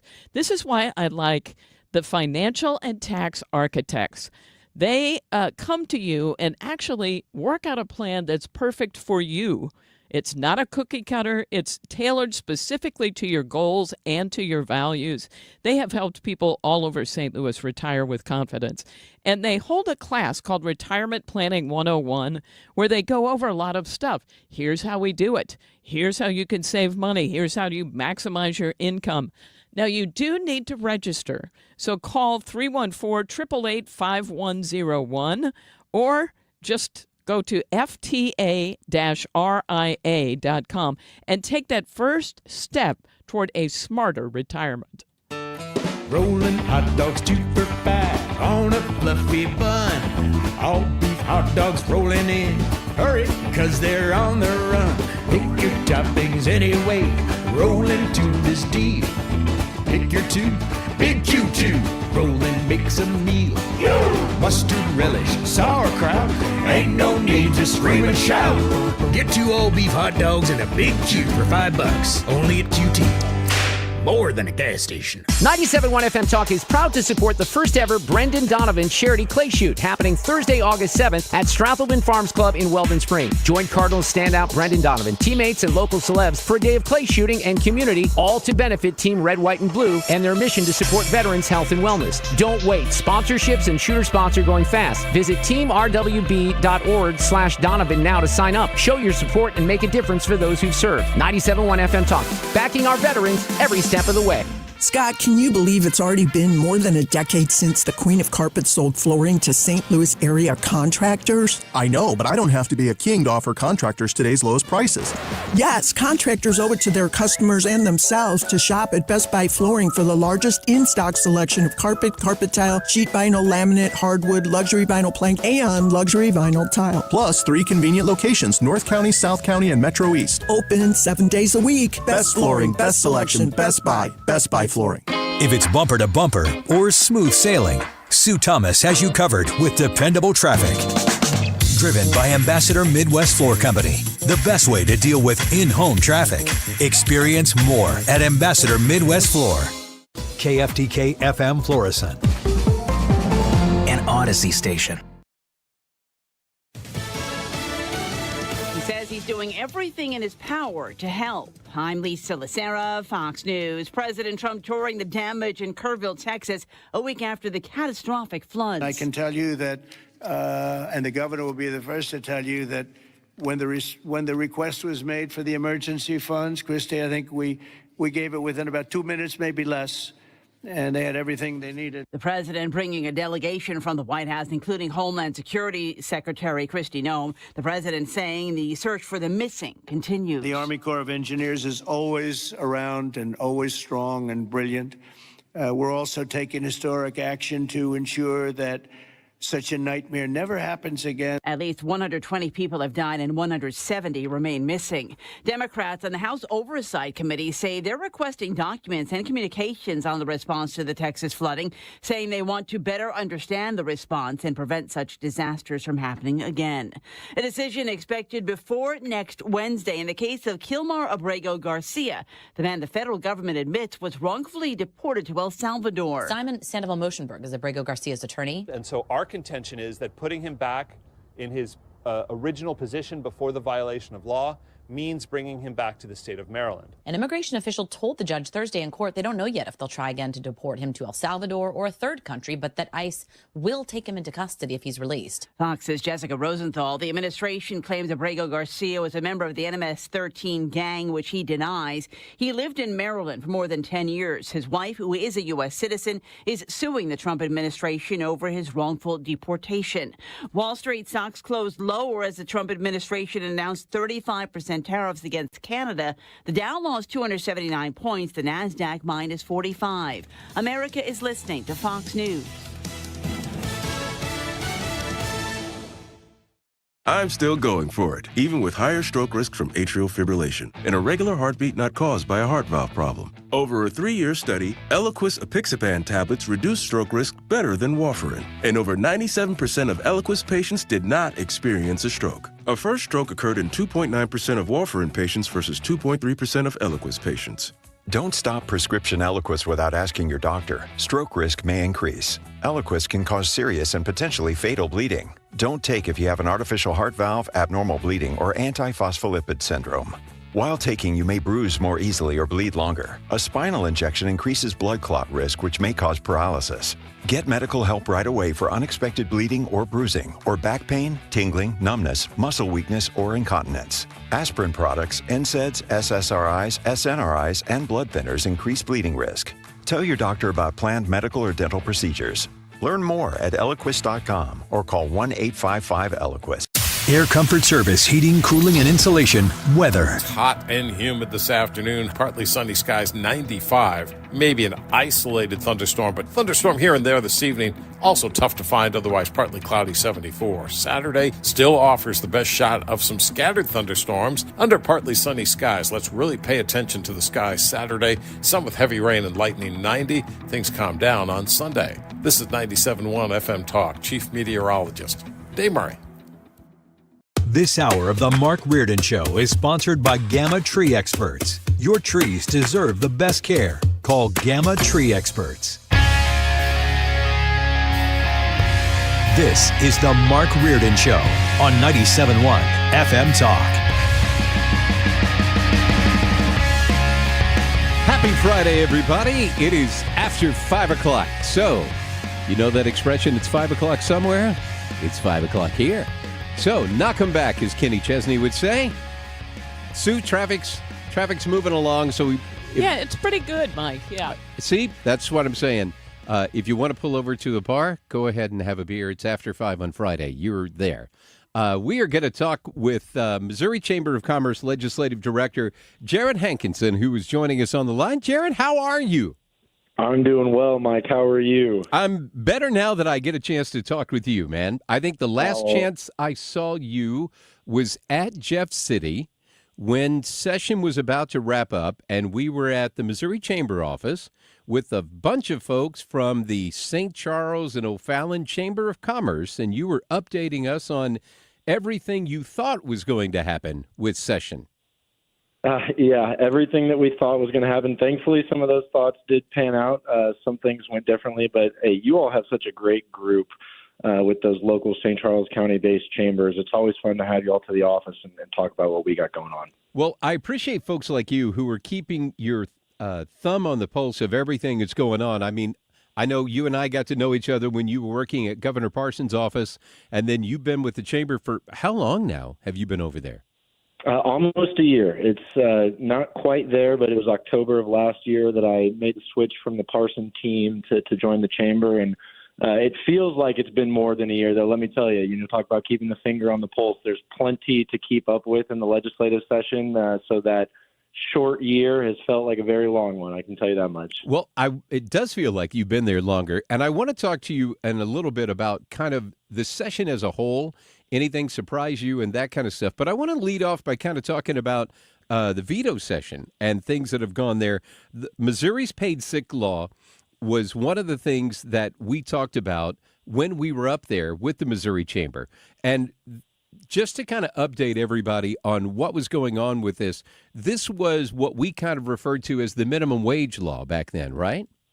Yes, sir. Yeah, you've got it exactly right. It was Proposition A is what most folks would probably recognize it as. That was something that was on the 2024 ballot that folks voted on, and we took that on as kind of our number one priority through the legislative session to kind of get some reform to what Proposition A implemented.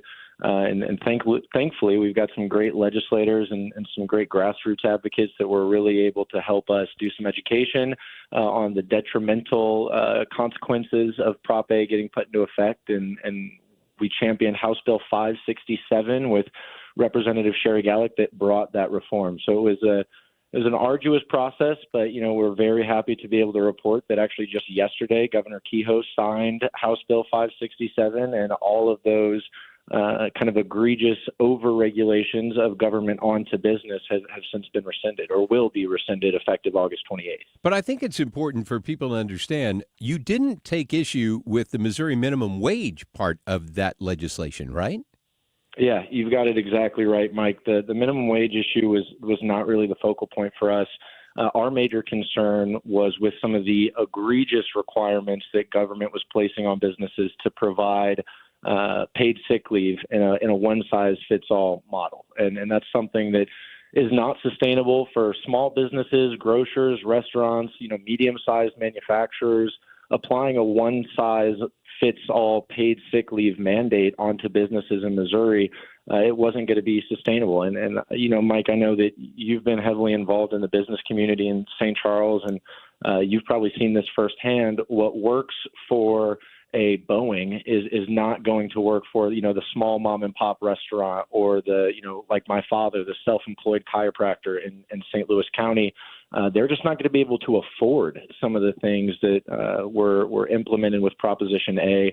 And that paid sick leave mandate would have, in my father's example, being a self-employed chiropractor in St. Louis County, he would have had to include hundreds of thousands of dollars of cost into his business model. And that money just isn't coming in, and there's no way for him to plan for that. There's no way for him to bring in that additional revenue, and he would have had to look at, okay, I'm going to have to either let some of my employees go, I'm going to have to cut back hours, or in the worst case, I might even have to close my business. So tell me a little bit about the annual consumer price index adjustment with the minimum wage and how that works in the bill. Like, did that part survive moving forward?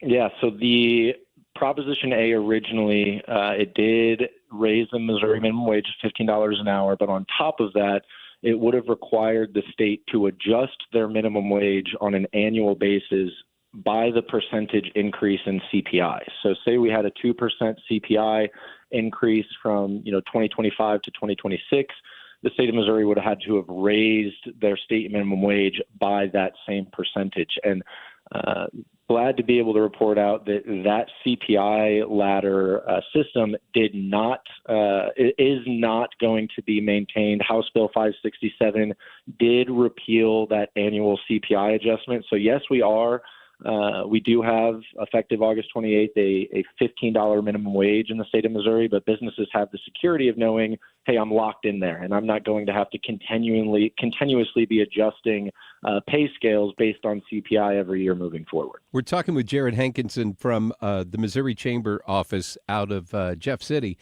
I want to go back to other parts of the veto session. The governor really broke out, I won't even say a scalpel, I'll say he broke out a meat cleaver and took it to the budget. How much did he end up cutting out? Was it $500 million that he took out of the budget? Yeah, you're pretty much spot on in the $500 million area. There's fluctuation, give or take, tens of millions within that. But $500 million is a good way to describe it. A million here, a million there. Before long, you add up to real money.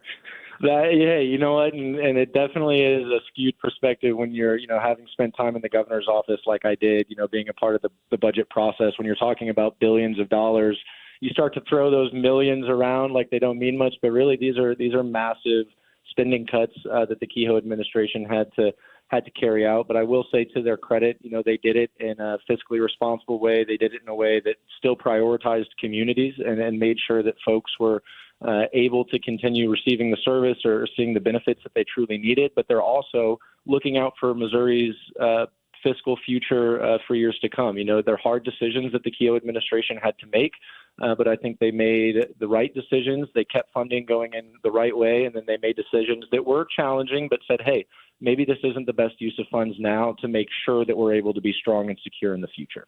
Anything that happened with the veto session that you went, wow, I didn't expect that to happen? So, just a point of clarity, so special session did wrap up. And special session. No, there's so many different sessions going on, Mike. It's hard to keep up with them sometimes. Veto's not until this fall, so I'm already down the road, right? So let's back up and do special session. Thanks for clarifying that. No, of course. So, yeah, special session did wrap up relatively recently. Veto session will be later in the fall. I again give credit to the Kehoe team and kudos to the Kehoe team. They had a massive economic development package centered around the Chiefs and the Royals teams, taking steps to keep those teams here in the state of Missouri. Those teams collectively, they bring in over $1 billion of revenue to our state a year. That's critical funding that supports our public education, supports our hospitals, supports our transportation network. And, there were a lot of people that were very skeptical of Governor Kehoe's ability to get that economic development package across the finish line. But, if you spent any time in Jeff's city, you've probably heard the phrase, Mike Kehoe is a winner. And he proved that in the special session. His economic development package made it across the finish line. They took a critical step to try to keep the Chiefs and the Royals here, and I give kudos to his entire team for that uphill battle that they took on and had success with. Were there some folks who got cut that kind of surprised you that they didn't make it through the budget? There were a few. There's always, through the budget process in any given year, there are winners and losers. And some years there are more winners and some years there are more losers. There's a few things that, I looked around at and was surprised to see some of the funding the cut decisions that were made. I think of kind of in your neck of the woods, Mike, a law enforcement training center. Yeah. That some funding was cut there. But, again, I think it's that give and take of how can we support our community and still be fiscally responsible. Governor Kehoe had success passing a massive public safety bill this past session that is really going to reform public safety in the St. Louis area and across the entire state of Missouri. It's that give and take where we had success with public safety here, so let's be fiscally responsible and not spend an extra, $11 million on a public safety training center over here. So there were some surprises, but I think overall they did the best job that they could have done. I think with the Center for Advanced Training for Law Enforcement Training in O'Fallon and St. Charles that they put together that you're talking about, they put the $4 million. It sounds like they didn't cut it, but they put it on hold. And they're going to wait and see if the money is there at the end of the year or something, if I remember that correctly, which, to be honest with you, that part really ticks me off because I really want to see our law enforcement community get all the tools and training that they can get, because I think the more tools and the more training leads to safer communities. But we'll see if that works itself out by the end of the year. Going through session, what was some of the bigger things that we haven't already talked about that the Missouri Chamber said this is a big win for small business? Yeah, absolutely. One of the things that I have to point to is Senate Bill 4. Senate Bill 4 was sponsored by Senator Mike Searpoy from the Kansas City area, and this was one of the largest utility regulatory reform bills that we've ever seen in the history of the state of Missouri. Folks may not know this, but Missouri is facing an energy crisis. Our projections 3 to 5 years out show that Missouri is not going to be producing enough power to support those, small mom and pop businesses. And if we don't do anything now, those businesses are going to be looking at a reality where maybe the lights aren't coming on, or maybe they're suffering rolling blackouts or rolling brownouts in their communities. Senate Bill 4 was a step in the right direction to allow our investor-owned utilities in the state of Missouri, like Ameren, allow them some more flexibility in their ability to invest in new energy generation units. And that creates security for Missouri's business community, knowing that I have reliable power, my grid is going to be strong, and my grid is going to be able to grow so that the community I'm in is going to be able to be competitive in attracting a new economic development project, bringing more jobs, bringing more population, and further supporting that business. So very happy to see Senate Bill 4 have made it across the finish line. But really, again, Mike, I have to turn back to House Bill 567, the Proposition A reform. It was obviously a very controversial bill, and there was a lot of legwork that went into getting that across the finish line. But I cannot undersell the benefit that is going to be to the state of Missouri and keeping our small businesses thriving, keeping our large employers that really drive Missouri's economy in a position where they're able to call Missouri home. So between Senate Bill 4 and House Bill 567, I think we saw a lot of really great things for Missouri businesses and for Missourians themselves. Well, and I want to tell you, kudos to you, because you are the first person that I had run into who was talking about the energy need that we have in the state of Missouri. And I know there's been some talk around the country of what is affectionately being called as mini nukes and the small modular reactors that they're talking about and getting there, because everybody wants to do data centers and AI, and everybody keeps talking about that. But what they aren't talking about is how much power is needed to run a data center, and what AI, with all the things that it could do, it's going to eat a ton of power. And we're going to have to figure that out. So I appreciate the fact that you put that on my radar, because I had never heard Missouri is facing that struggle to where in just a few years, we are not going to be able to keep up with the energy needs that we currently have in the state of Missouri, much less everything that's going to get added to us. So before I let you go, what's the big thing on the Missouri Chamber's radar that you are going to be working on over the coming year? Yeah, it's a great question, Mike. And I think one of the great things about the Missouri Chamber of Commerce is we have such a broad portfolio. We've got a very wide umbrella, and a lot of people are able to work with us, and we're able to take on a lot of great projects.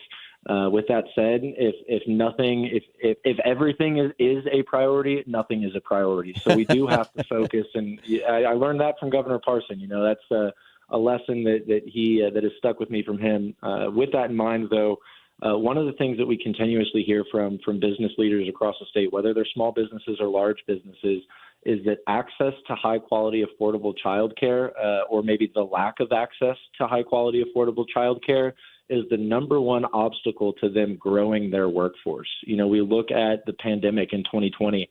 The demographic that exited the workforce at the highest volume was women, college-educated women that are also mothers. A lot of that demographic is choosing to stay home ever since the pandemic, and they're realizing, hey, I don't have the childcare options to put my kid in a safe place, in a place that I trust that they're getting high-quality care.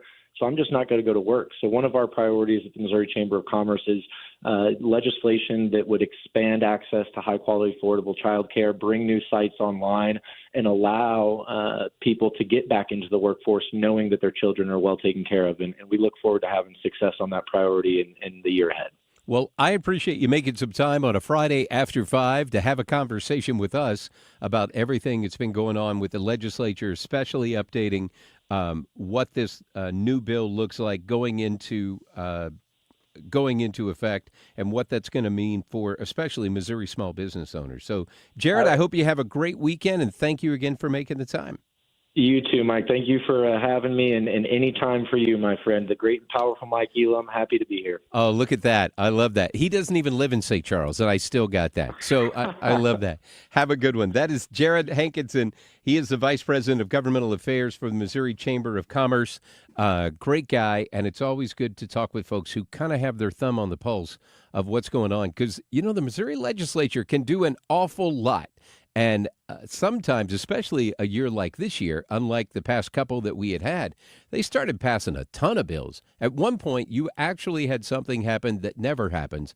The Missouri Senate passed more bills than the Missouri House. And that's something that does not happen on a regular basis. I wonder why that happened. But could be we had different people who were there this year. But they got an awful lot done. So if you don't have somebody who's keeping an eye on what's going on, it's very easy to have things happen. You went, oh, I missed that one. And you find out in the wash how it all works out, as Miranda Lambert would say. Sue's got to look at traffic. Coming up later on this hour, we're going to talk with Bob O'Loughlin, who is the chairman and the CEO of Lodging Hospitality Management. It's Mike Elam sitting in for Mark Reardon today. Hope your Friday afternoon is starting off well, and thanks for listening to 97.1 FM Talk. Traffic from the 97.1 FM Talk Traffic Center. You know, not a bad commute tonight. If you're westbound on 70, it really doesn't slow until Highway A, and then it goes out past Wentzville. 64, a little slow at Clayton Skinker, and eastbound at Big Bend. And then westbound, a slow pocket or two, Lake St. Louis Boulevard out through the 70 split. But we look good on southbound 55 in the city. There is some moderate volume, though, from the Herculaneum area down through Z, just through the construction zone. No delays, though, on the bridges downtown. This report is brought to you by the Diamond Shop. The Diamond Shop, making St. Louis sparkle for over 100 years. I'm Sue Thomas, and that's traffic on 97.1 FM Talk. Everyone needs to have at least one person in their corner in life. When you don't, it's an extremely lonely and frightening place to be. But knowing you have that one person gives you peace and hope. I'm John Morgan of Morgan & Morgan. Since 1988, myself and my firm have been in so many corners for so many clients for so many years. We became the largest injury firm in the world for a reason, and it's not even close. We fought like hell for you. We fight the bullies, automobile insurance companies, the makers of unsafe products, medical providers who injured or killed their own patients. It has been such an honor and made my life complete. If you ever need us, it's easy. On your mobile device or computer, visit forthepeople.com, and then we get to work 24/7. Whether you're hurt in a car crash, injured on the job, or have questions about your Social Security, we're here for you. Morgan & Morgan, for the people. The choice of a lawyer is an important decision and should not be based solely upon advertisements. Past results afford no guarantee of future results. Every case is different and must be judged on its own merits. Del Walmsley interviews Chad and Lisa. This property, for you to have done what you've done, won the award, changed it around, done all the rehab, has got to be worth a lot more. We purchased it for $8.275, and it's worth $19 million now. So. Wait, whoa. That is incredible. I can see why you won an award, and that's great. Lifestyles Unlimited. Over 33 years teaching the real estate retirement roadmap. Text the word radio to 88007 for a $297 membership. Save $443 off the regular price. Text radio to 88007. Hey guys, Glover here for my friends Mark and Neil Gelman from the Gelman team of eXp Realty. If you want immediate cash for your home or to see what your home is actually worth in today's market, find out for free from the local experts. 314-336-1991. Go to thegelmanteam.com. Annie Fry here. If you're nearing retirement or already retired, call my friends Thomas Helbig and Bob Kershaw with the Retirement Advisory Group. They'll show you how linking to the market is much safer than owning the market for your retirement savings. They are the official financial advisors of my show. Go to retirementkey.com.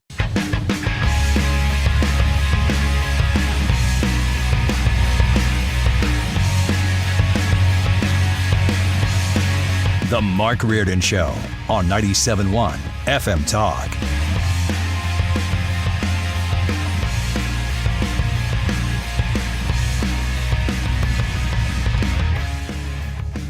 It's Mike Elam in for Mark Reardon today. Hope your weekend is starting off well. We have made it to the weekend. That's an exciting part.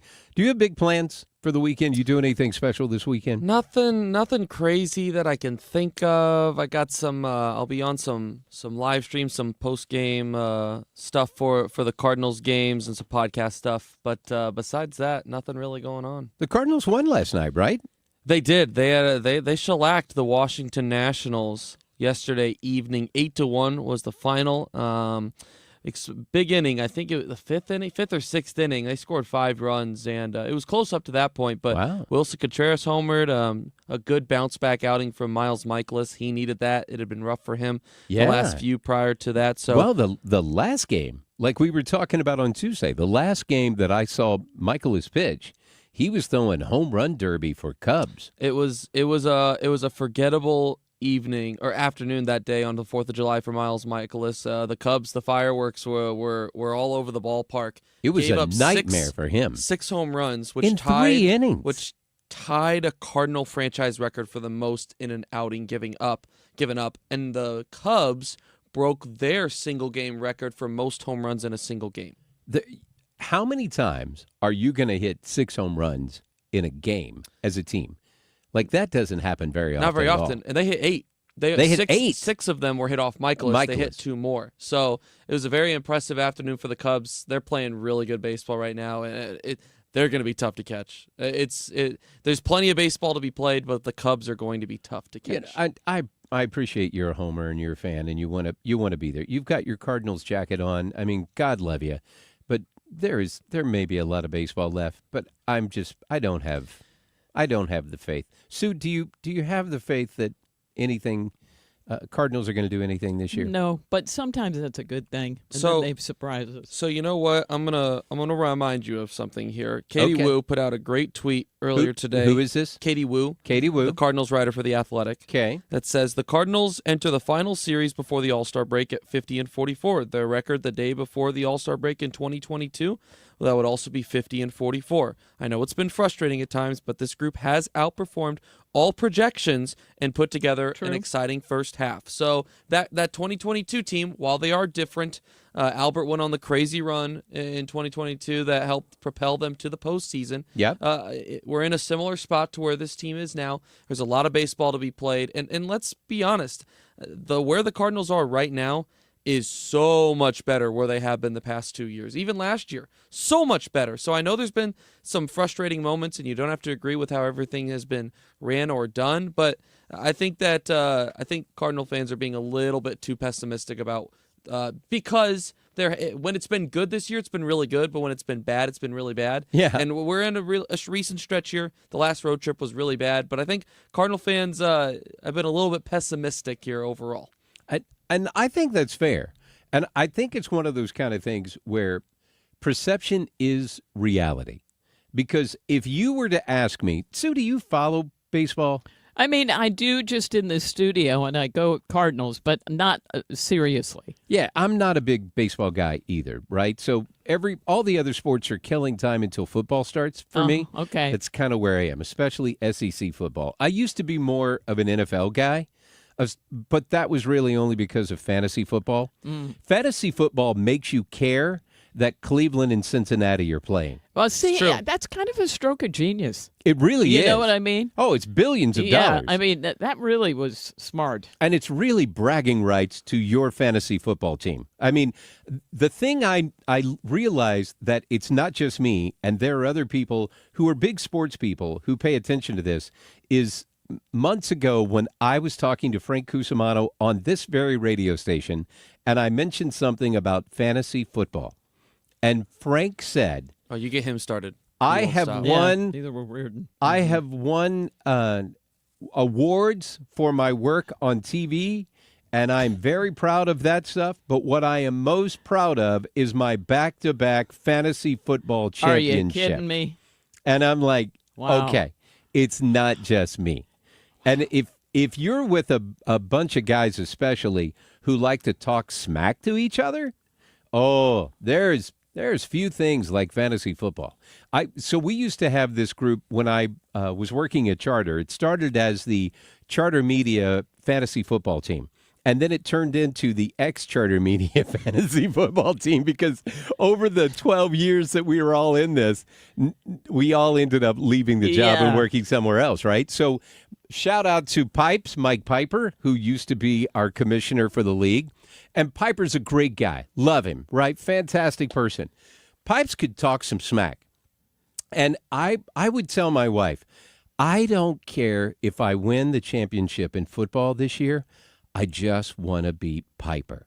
If I can beat Piper, that's all I want, because I do not want to spend the next week of him saying things like, hey, do you want my wife to help you pick your team next year? Because, I know that hurts. Does that hurt? It feels like it hurts of how bad you lost this week. Do you have that in your leagues?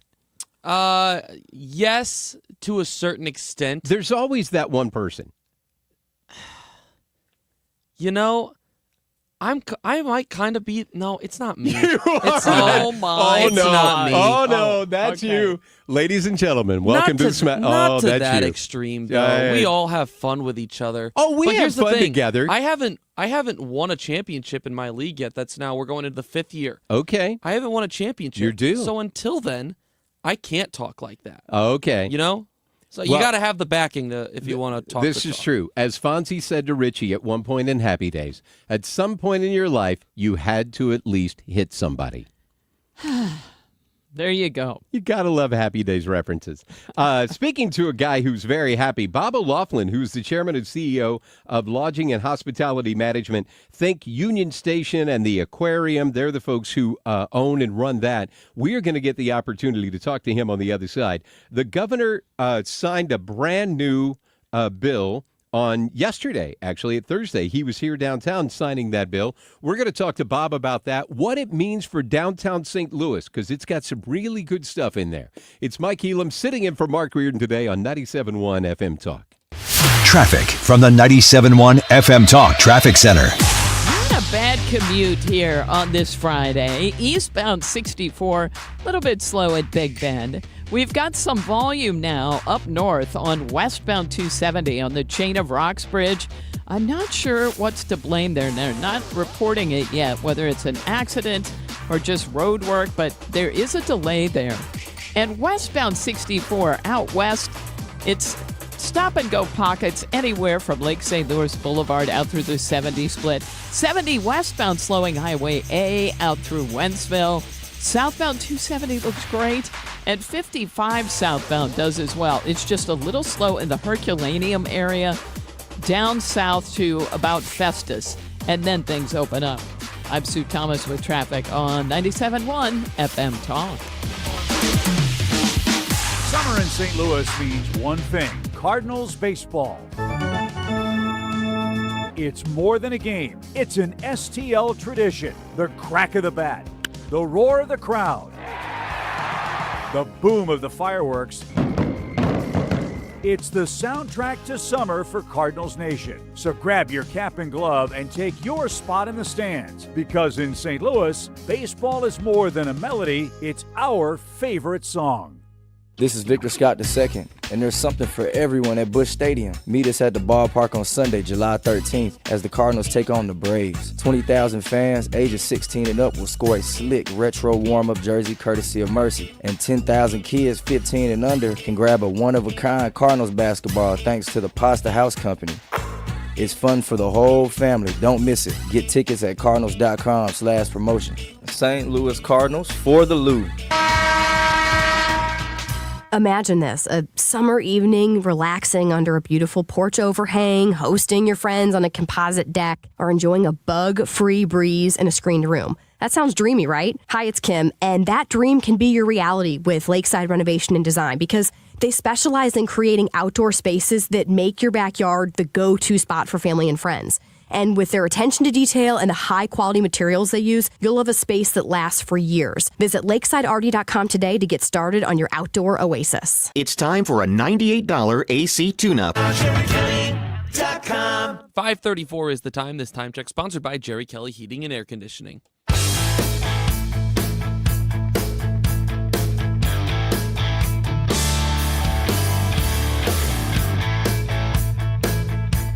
The Mark Reardon Show on 97.1 FM Talk. Happy Friday to you. Hope your weekend is starting off well and hope your drive home is going smoothly.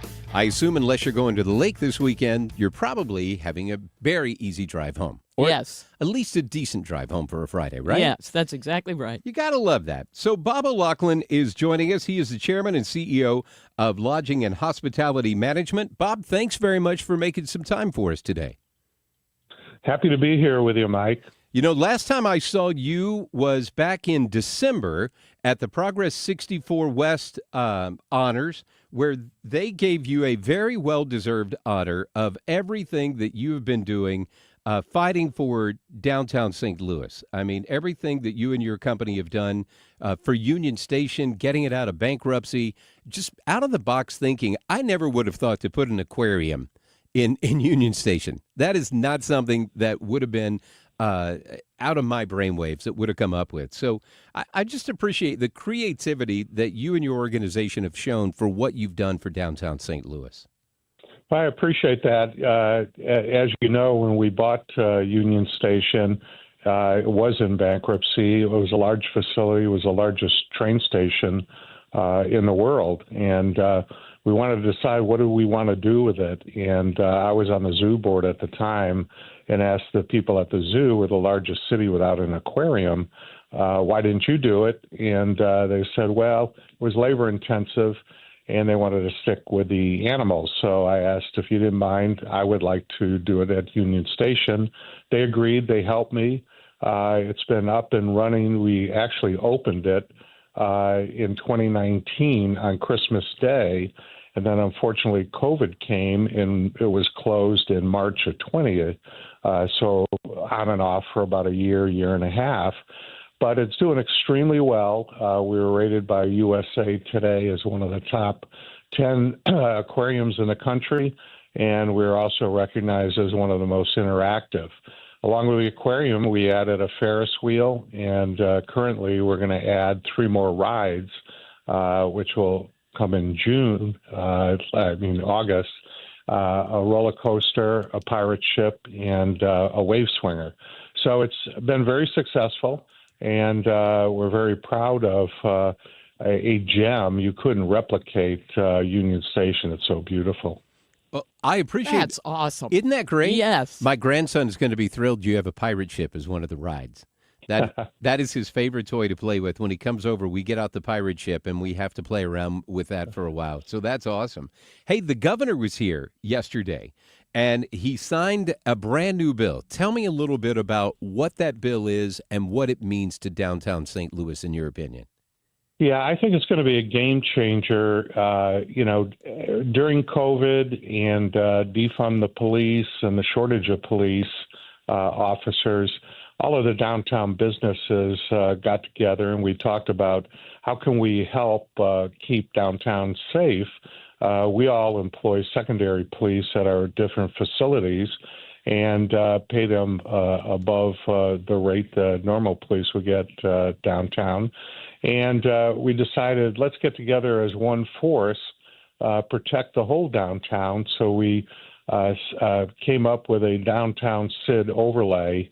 And many cities have done this, where it's an entertainment district, and it features all of the professional sports.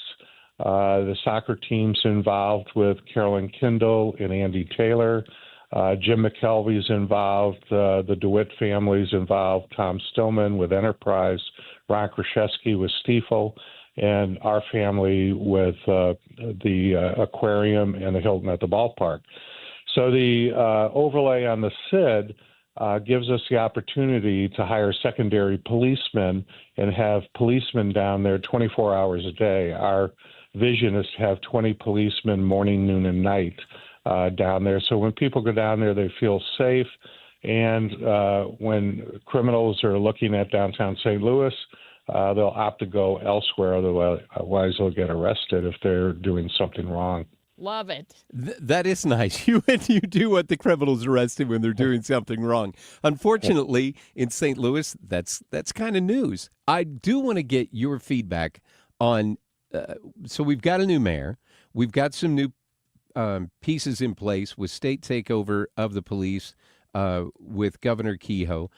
What's your overall impression of how things are going so far this year with the city? Are you happy with the progress that things are going? Are you seeing signs that you say, Mike, if we could just stay on this path, I think that's where we're going to see some real successes? Yeah, I do. I feel that we are making progress. For the last 3 previous 4th of July, a lot of the juveniles would come downtown after the fireworks and basically have a war with each other, shoot fireworks at each other, shoot out windows, drag race up and down Market and Broadway, and create havoc. And so because of either the shortage of police or not getting ahead of it and preventing it, it was problematic. So this year we worked with the police department. They had 50 police officers down after the 4th of July. 60 juveniles were arrested and they were taken to a school. And they were told if, you want to leave, call your parents, and the parents would come over and pick them up and they would be cited. So now the message is out. It's not a playground to create havoc. And that's going to take place again this weekend. And if we can do it continually, the message is sent. I'm sure it'll be delivered, and we'll have no problems. Do you think it's just crime, or do you think there's something else that is needed to happen to draw people back downtown? I think it's both. You want to market your city as a place to come and visit. We do a tremendous amount of, obviously, professional sports, and then we had the Frozen Four in on collegiate sports, and they sold out the whole downtown. We have 10,000 rooms. And basically, when they came, they hadn't been in 18 years. They were reticent because they thought the city was dirty and unsafe. When they came, they felt the city was clean and they felt safe, and they're going to rebook with us. Over this past 4th of July, we had the convention in Seventh-day Adventists. There was 50,000 people in our metro area. We couldn't afford at 10 o'clock when they walked from the convention center back to their hotels to be accosted or feel unsafe. So we had police downtown, and it worked out very well. And we plan on, as businesses, working hand in hand with the new mayor and our new governor to ensure safety and entertainment and bring more people downtown. The word gets around for conventions, tourism, concerts, and sporting events. If you have a great downtown, and which we do, we have tremendous assets, starting with the Arch. I can't think of any other city that has Laclede's Landing with a casino, the Dome, the Convention Center, City Museum. I could go on and on. We have a world-class zoo. Why not come to St. Louis? And so it's as much a promotional as it is protecting safety for people. So about a month or two ago, I was on a plane flying to Nashville for a convention, and a lady who sat next to me on the plane was here for I don't know if it was a planners convention, but Explore St. Louis, I think, hosted them. And they brought in these people from around the country who came here, and she was on her way back to California, where she lives. She had never been to St. Louis before, and her impression was what the news media showed her of St. Louis. So she didn't expect a whole lot when she got here. And I asked her, I said, so what did you think? And she told me she was pleasantly surprised that they had great events. She saw all kinds of things around St. Louis that she didn't expect to see when she got here. She was surprised at what the city had to offer. And she said, I had been told, hey, St. Louis is pretty dangerous. You need to be careful. She said, I felt very safe and secure when I was walking around down here. So I thought, man, the folks at Explore St. Louis did a great job of showcasing our city to these people. And I told her, I said, hey, I will tell you this. In the next year or two, please come back to St. Louis, and I think you're going to see something that looks even better than what you're seeing today. Do you think that was a fair thing for me to say, Bob? Oh, absolutely. And that was Meeting Planners International. They had their annual event here, and they hadn't been in St. Louis in a number of years. And, out of sight, out of mind. So I think the stars are aligned, because I was at a GSL Greater St. Louis meeting this morning, and they're working with Explore St. Louis to hire a very top-notch advertising agency out of New York. And instead of having two messages come out, they're going to work in concert. to have the message of why don't you come and live here, and also the same message, come and stay here if you're out of town and you're visiting. And as I said, I've lived all over the country. We have tremendous assets. We need to get out there and sell it, and then when people come here, deliver, which I think we can. Well, I got the opportunity at the Lindbergh Foundation dinner to sit next with Brad Dean, and it was the first time I'd had the opportunity to meet him. He seems like a great guy who's got a fantastic plan for the city, and I was excited to hear this lady talk about our city in such glowing terms. So I appreciate you. I appreciate your company, everything that you're doing for the St. Louis region. I'm hoping that things continue to go down this pathway. And I think with you and the folks who are getting behind it, we've got a great future ahead of us here in St. Louis. Well, thanks so much, Mike. Just a little teaser. We did last year about 90,000 on Polar Express from Thanksgiving through the end of the year. Wow. And because this is our 10th year and we've been so successful, that Warner Brothers is going to visit with us next week. Wow. They've given us a heads up that they would like to bring Harry Potter here. Awesome. So we're going to have a Harry Potter starting in spring as a test. And if it works out, which I think it will, we'll have Polar and Harry Potter. And I think people come in from all over the country. Bob, that's fantastic. Yeah, thank you. That's exciting. Well, I hope you have a wonderful weekend. Thanks for starting your weekend with us, and I look forward to seeing you soon. Same to you, Mike. Have a good weekend. That is Bob O'Loughlin. He is the chairman and CEO of Lodging Hospitality Management. They're the folks who own all that stuff down there at Union Station. 90,000 for Polar Express. That's awesome. I would not have guessed that at all. You know, Mike, with these people, these kind of people who get stuff done in St. Louis, they are unsung heroes. I'm sure there are people who are singing because they know about it, but the rest of us don't, and that was really inspiring to hear, and we owe them a great deal. You know, it reminds me of the days when Civic Progress was here in St. Louis and how they used to shepherd a bunch of this stuff through. So I don't mean to be a homer. I don't mean to be that guy, but I feel really great about where our region's going right now. That's great. You know, in talking with the Roundtable folks in here earlier, and, you know, you got Democrats and Republicans who are all saying we're seeing very positive stuff downtown. Love it. Kara Love Spencer it. and Donna Behringer and the police and everything that's going on. And then you have Bob and his group with Brad Dean and Explore St. Louis and what Greater St. Louis is doing as well. Cautiously optimistic. That's all I'm saying, right? Love it. Say your prayers, but things seem like they're going in the right direction. We are going to wrap up the big show with the cut of the day on the other side. It's Mike Elam sitting in for Mark Reardon today on a Friday afternoon. Welcome to the weekend, baby. 97.1 FM Talk. Traffic from the 97.1 FM Talk Traffic Center. We've got a stall reported westbound 70 approaching Jennings Station Road on the right shoulder. That's the kind of afternoon it is. Not much. Things look great on westbound 70. A little slow. Highway A out through Wentzville. Eastbound 64 slowing at Big Bend. There's some moderate volume westbound on the Poplar Street Bridge. That is drivers coming in for the game tonight against the Braves. And 55 southbound, some moderate volume, especially in the Crystal City and Festus area. It's all due to road work. And then it opens up. So really not bad. This report brought to you by the Diamond Shop. The Diamond Shop, making St. Louis sparkle for over 100 years. I'm Sue Thomas, and that's traffic on 97.1 FM Talk. Hey, it's Matt, your leaf filter trusted pro. Gutters are an often neglected part of the home. They're also one of the most important. Clogged, overflowing gutters can cause serious problems like foundation damage or basement flooding, which can cost thousands of dollars to fix. Let's face it, cleaning gutters yourself is not only a hassle, it can be dangerous.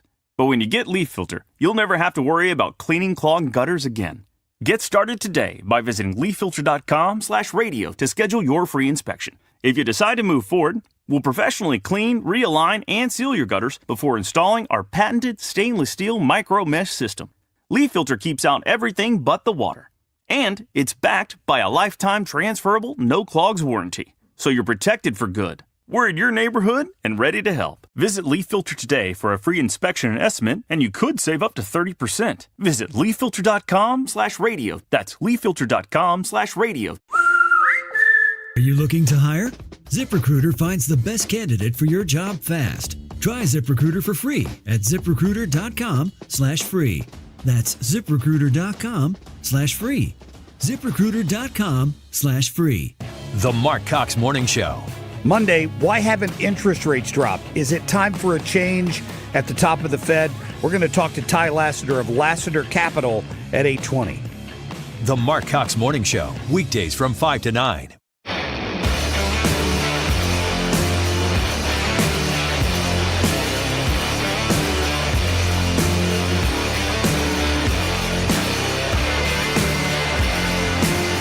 The Mark Reardon Show on 97.1 FM Talk.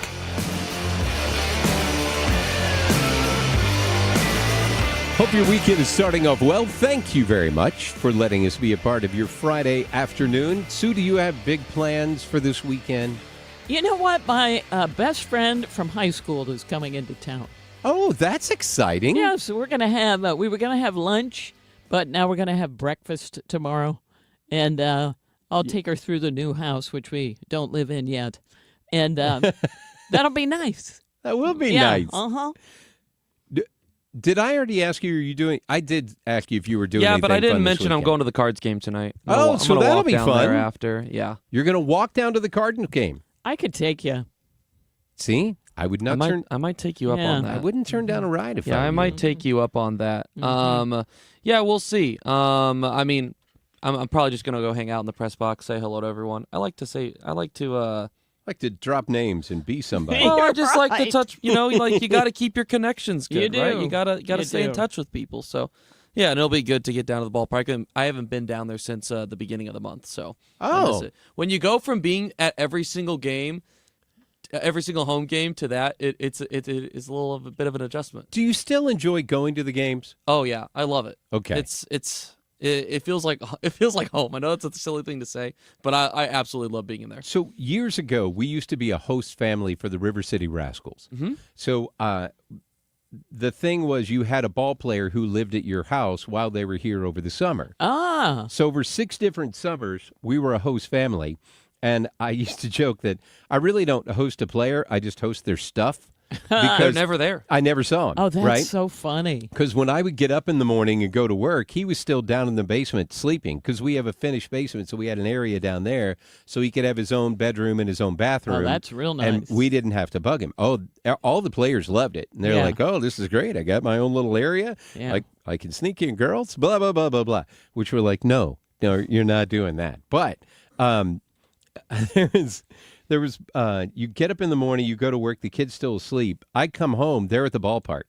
And then they go on these road trips where they're gone for like 3 or 4 days. Wow. So I never saw them, but we would get free tickets to go to the ball games, right? Well, the kids always wanted to go. Let's go see if Joe pitches, because like Joe Thatcher, who was one of our players, our second player that we had, made it all the way to the majors. Oh, that's so cool. And Really cool. he ended up pitching. Cool. He was a left-handed reliever, and he spent 11 years in the majors. Wow. Most of that time with the San Diego Padres, which was great because we got to go to San Diego Now, and how go see him. cool is that? And then when he would come here, he would get his tickets. So that was all cool. But while we were hosting the players at the Rascals, I'm like, I like the Rascals games, but these free tickets are breaking me. Because I would come home, we would go to the ball game, and we would end up eating at the ball game. Oh, yeah. So I ended up dropping like $50, $60 just to eat on my free $10 tickets. Yeah, right. I I'm gotcha. like, okay, we can't go to every game, or we got to take snacks. Like we're not eating at the ball game. Yeah. It's just not going to work out. But the ballpark's great. Good spot to be, especially in the summer. What's the old joke of a bad day at the ballpark is better than a good day at work? Amen to that. So you got to like that. Hey, I better get to this. So we've got a couple Donald Trump cuts. We're probably only going to be able to play one of them. But obviously he was down in Texas today in going through all the devastation that was down there. And this is our audio cut of the day. Stand by. Playback ready. Now, the audio cut of the day.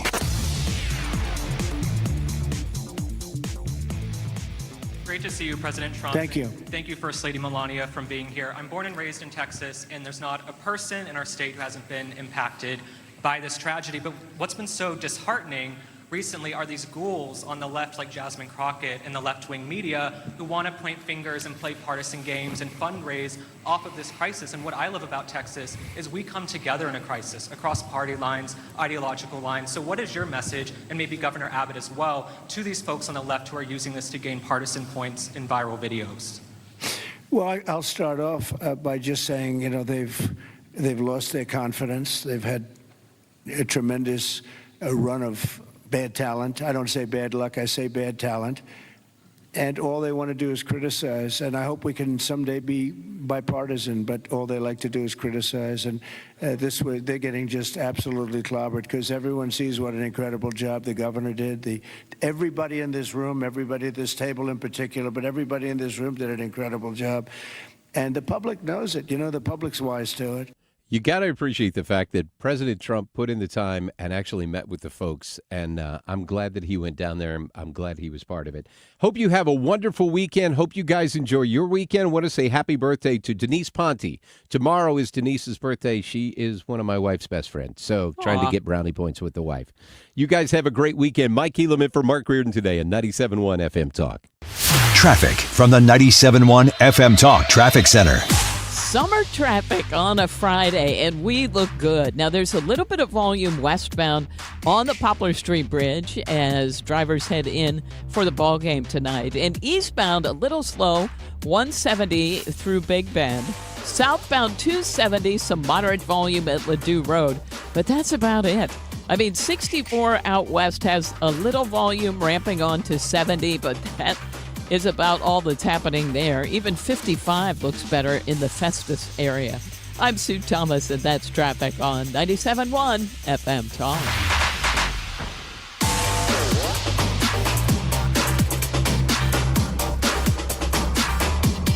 The number one fear of adults in retirement remains, will I outlive my money? The team at Ricken Financial want to help calm those fears with a complimentary income plan. This includes a deep dive into your retirement strategy to see what's working